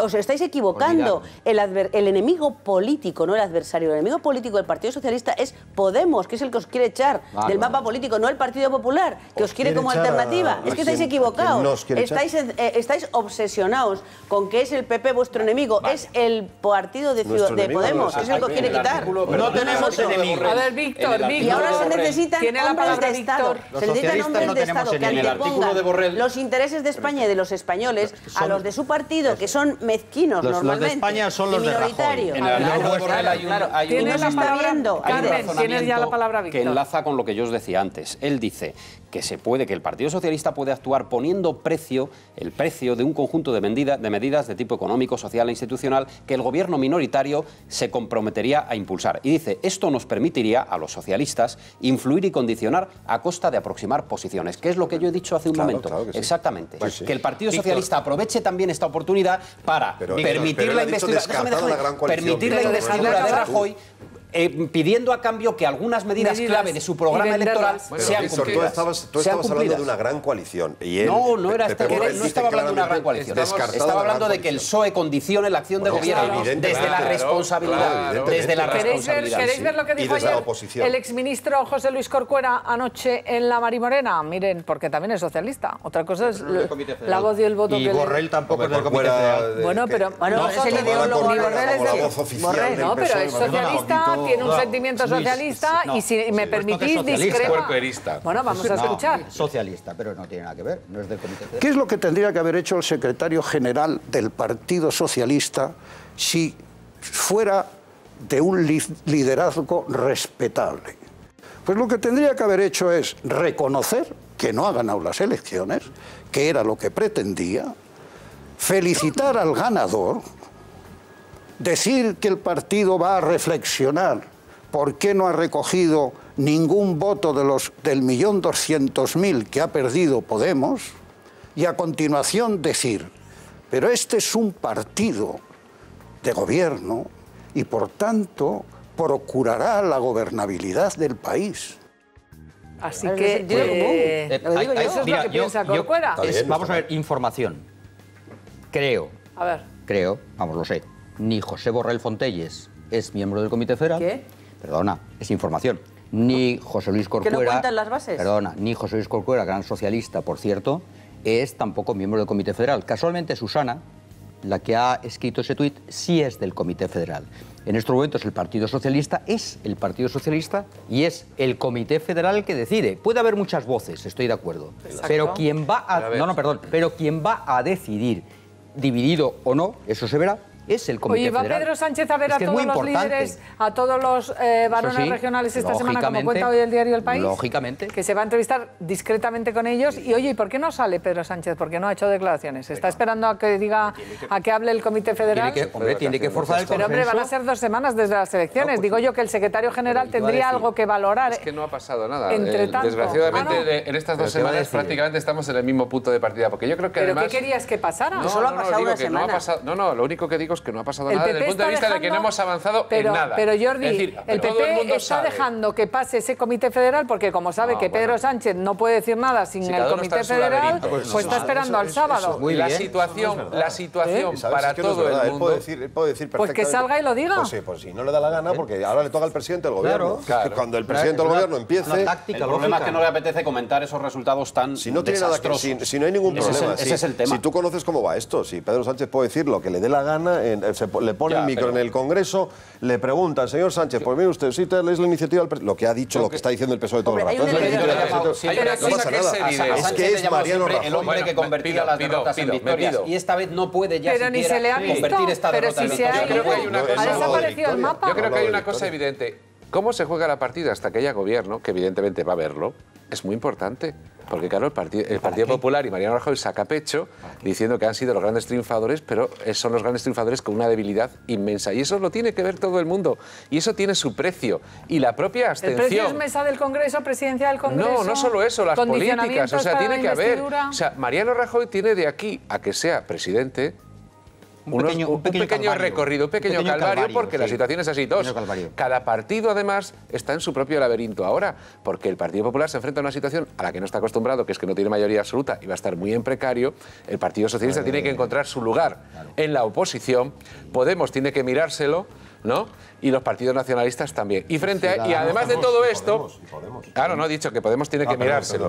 No, pero además de eso hay otra cosa, que frente a todo eso, además, está otra cuestión, que es que estamos con una crisis en Europa brutal, con el tema de la inmigración, de los refugiados y de las guerras que nos rodean, con el tema de la precariedad, la desigualdad, etcétera, etcétera. Es decir, tenemos el modelo económico que no pita, porque a pesar de los datos y de lo que estamos hablando de tal, necesitamos otro tipo de modelo económico porque no funciona. Yo creo que... Y todo esto está ahí y tiene que estar en el debate. Luis, que te quiero preguntar por Iglesias y Podemos, que también tendrán algo que decir. Están orgullosísimos de lo que han hecho, de sus líos, y vamos a ver lo que dicen.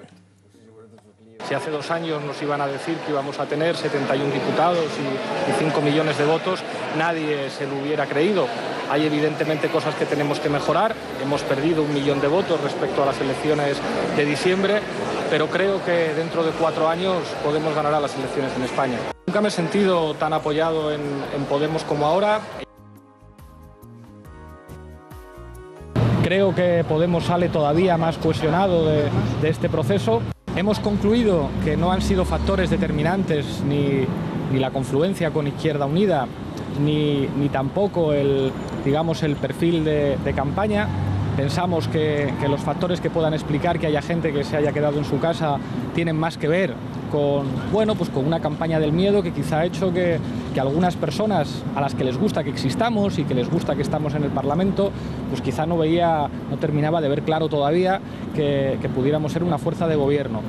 Bueno, pues eso dicen en Podemos, pero ¿saben ustedes, si me dejáis, queréis ver, no sé si habéis visto en Venezuela cómo se apuntan los tantos de Podemos? Para que digan que no tiene nada que ver. ¿Quieren ver ustedes a un locutor diciendo todavía no los objetivos que queríamos en España? Pero nos vamos por mal camino, véanlo. El presidente Nicolás Maduro ya ha transpolado al tema de las redes sociales, al trabajo que hay que hacer de persuasión permanente, y le pone un reto a todo el pueblo de Venezuela que generemos contenidos, pero no contenidos para hablarnos a nosotros mismos, sino para hablar a sus sitios o lugares como España, etcétera, etcétera. Por ahora no logramos los objetivos en España, también tenemos que decirlo, pero creemos que hay alguna gente que está planteando una manera diferente de hacer la política. Por ahora no hemos logrado los objetivos en España, también hay que decirlo.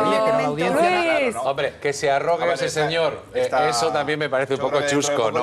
Porque vamos... Habría que traerlo y lo debería fichar la tuerca, ¿no? Porque en el perfil y en la estética lo da. Bueno, en el caso de Venezuela es evidente, ¿no? Las publicaciones, llevamos 3 años destapando contratos, todo lo que hicieron en Venezuela. Ante eso creo que no hay nada. Y de transparencia todavía estamos esperando que Monedero nos explique de qué cobró del Banco de Alba 425.000 euros. Ahora, una cosa en relación, fíjate que Iglesias decía, me siento muy apoyado por mis bases en Podemos. Una de las cuestiones que va a tener que explicar Iglesias o contrarrestar es que hay un sector de Podemos, rejonista, que piensa que el problema es Iglesias, no la estrategia ni nada, el problema es Iglesias. Pero Iglesias tiene muchos apoyos en Podemos, los arrejonistas creo que no tienen ahí nada que hacer, y Podemos Iglesias sale adelante del próximo Congreso sin ningún tipo de duda. Pero ¿cómo ha cambiado el discurso? Porque hace 2 años Iglesias decía que él, si no ganaba, se iba. Y déjame ver otra cosa que decía Jordi. Decía que con la caída del muro de Berlín hemos perdido todos. Esto lo decía Pablo Iglesias, no su primo ni el venezolano de turno. También lo decía Anguita. No, vamos a verlo. También lo decía Anguita. Pues anda, que no. Claro, y para que las cosas cambien, el miedo no puede desaparecer. El miedo es crucial, simplemente tiene que cambiar de bando. La clave para entender que existan estados del bienestar, la clave para entender que se redujera la jornada laboral, que se pagaran las vacaciones a los trabajadores, que hubiera seguros de desempleo, era el miedo de los ricos. El miedo de los ricos a la Unión Soviética, el miedo de los ricos al movimiento obrero, el miedo. Por eso es, a pesar de las barbaridades que se hicieron en nombre del comunismo en la URSS, sin embargo la caída del muro fue una mala noticia para todo el mundo porque quitó el miedo a buena parte de las clases política y económicamente dominantes. Si es que se retratan, tenemos que hacer una pausa y voy a despedir a Luis Arroyo. Gracias por haber estado con nosotros. Si les tienen que repetir las cosas varias veces y escuchan las conversaciones pero no las entienden, ustedes lo que necesitan urgentemente es un sonoridad. Gracias. Bueno, les voy a presentar a María Orts, que es directora del campus Carmen Pardo Valcarce, que ustedes lo conocen bien, una fundación que se dedica precisamente a tratar a personas, a ayudar y a hacer crecer a personas con discapacidad intelectual. María, gracias por estar aquí. Muchas gracias a vosotros por invitarme. Este campus vuestro, primera graduación de primer año en el que ha habido, ¿cuántas personas? Una treintena, ¿no? 30 alumnos. 30 alumnos con discapacidad intelectual. ¿Y qué es lo que habéis conseguido? Pues mira, hemos conseguido el objetivo prioritario de Campus fue dar una cobertura a un vacío que tiene el sistema educativo español y es dar continuidad a la formación de las personas con discapacidad intelectual más allá de los 18 años. Queremos formarles para que puedan incorporarse e incluirse en el mercado laboral. Y es un programa pionero, no existe nada parecido, hay algunos parecidos, pero no son 100% como Campus. Porque vosotros, además de la formación, ¿los integráis luego en prácticas en empresas? Sí, tenemos como objetivo, como pilar fundamental, la participación empresarial. Por dos vías. Una es la dotación económica, que nos ayude a hacer que sea un proyecto sostenible, y por otro lado, hacer un poco como hace la Universidad Española o la Universidad Anglosajona, ¿no? Es que las empresas participen de la formación de las personas. Y en Campus hacemos eso a través de masterclass, de un programa de mentoring que tenemos y de prácticas en empresas, 6 meses. Pues tradúcenos el masterclass y el mentoring, porque hay mucha gente que nos está viendo y dice, ya ver, ¿esto qué es lo que es? Bueno, masterclass sobre todo es aspectos o temas relevantes, por ejemplo, que es un departamento de recursos humanos, cómo se hace un proceso de selección en una empresa, pues qué mejor que las propias empresas que vengan a contárnoslo expertos. Ah, qué bien. Sí, la verdad es que es muy interesante porque además acercamos dos mundos, ¿no? A través de estas actividades empresariales, es acercar al mundo de la discapacidad, que todavía está un tanto aislado, acercarlo al mundo de la empresa, ¿no? Tenemos la ley, pero la ley no nos hace este acercamiento. Pero qué barbaridad que tenga que ser la iniciativa privada, fundaciones, ONGs como vosotros los que tengáis que cubrir este vacío que es clamoroso en el sistema educativo español, ¿no? Que la gente con discapacidad intelectual pueda hacer estas carreras, que pueda formarse, que pueda luego integrarse en las empresas a través de esta formación, María. Totalmente, Isabel. Al final nosotros yo creo que somos unos peleones y unos luchadores, entonces tiramos del carro y bueno, yo creo que al final es una labor que indudablemente necesitamos a la administración, necesitamos a las empresas, pero bueno, hemos empezado a pelear nosotros y ahí seguiremos para llegar hasta el final. Porque habéis empezado este año y ¿cuál es el recorrido? ¿Qué recorrido creéis que podéis tener? ¿Qué futuro tiene esta iniciativa que es el primer año, como estamos diciendo? Futuro mucho, porque desde el primer año tenemos 36 plazas por promoción y todos los años hemos cubierto las 36 plazas, por lo tanto hay una demanda importante. Hemos conseguido que más de 40 empresas estén en el programa, por lo tanto la empresa está interesada, ¿no? Cuesta mucho atraerla, pero al final conoce el proyecto y se interesa. Y ahora estamos en la fase de ver qué incorporación y qué inclusión, qué porcentaje de inclusión hacemos en el mercado laboral, que casi es lo que más nos preocupa, ¿no? Ya tenemos alguna empresa que nos ha puesto sobre la mesa contratos de trabajo para los alumnos que han estado en prácticas y ¿Pero qué bien? Sí, muy bien, muy bien. ¿Y son contratos, ahora que estábamos hoy con los datos del paro, serían contratos temporales? Son contratos de un año. ¿No? Son contratos de un año porque es el tiempo mínimo para que el contrato esté subvencionado. Pues María Ors, de verdad que enhorabuena por toda la labor que hacéis. Ojalá que tenga una continuidad y vaya creciendo proyectos como este en España, que hacen falta y mucha. Muchas gracias a vosotros, Isabel. Muchas gracias a todos. Y ahora quiero hablarles a todos de este momento especial. Claro, aquí me lo van a ver. Esto que van a ver ustedes aquí es, ahí lo tienen,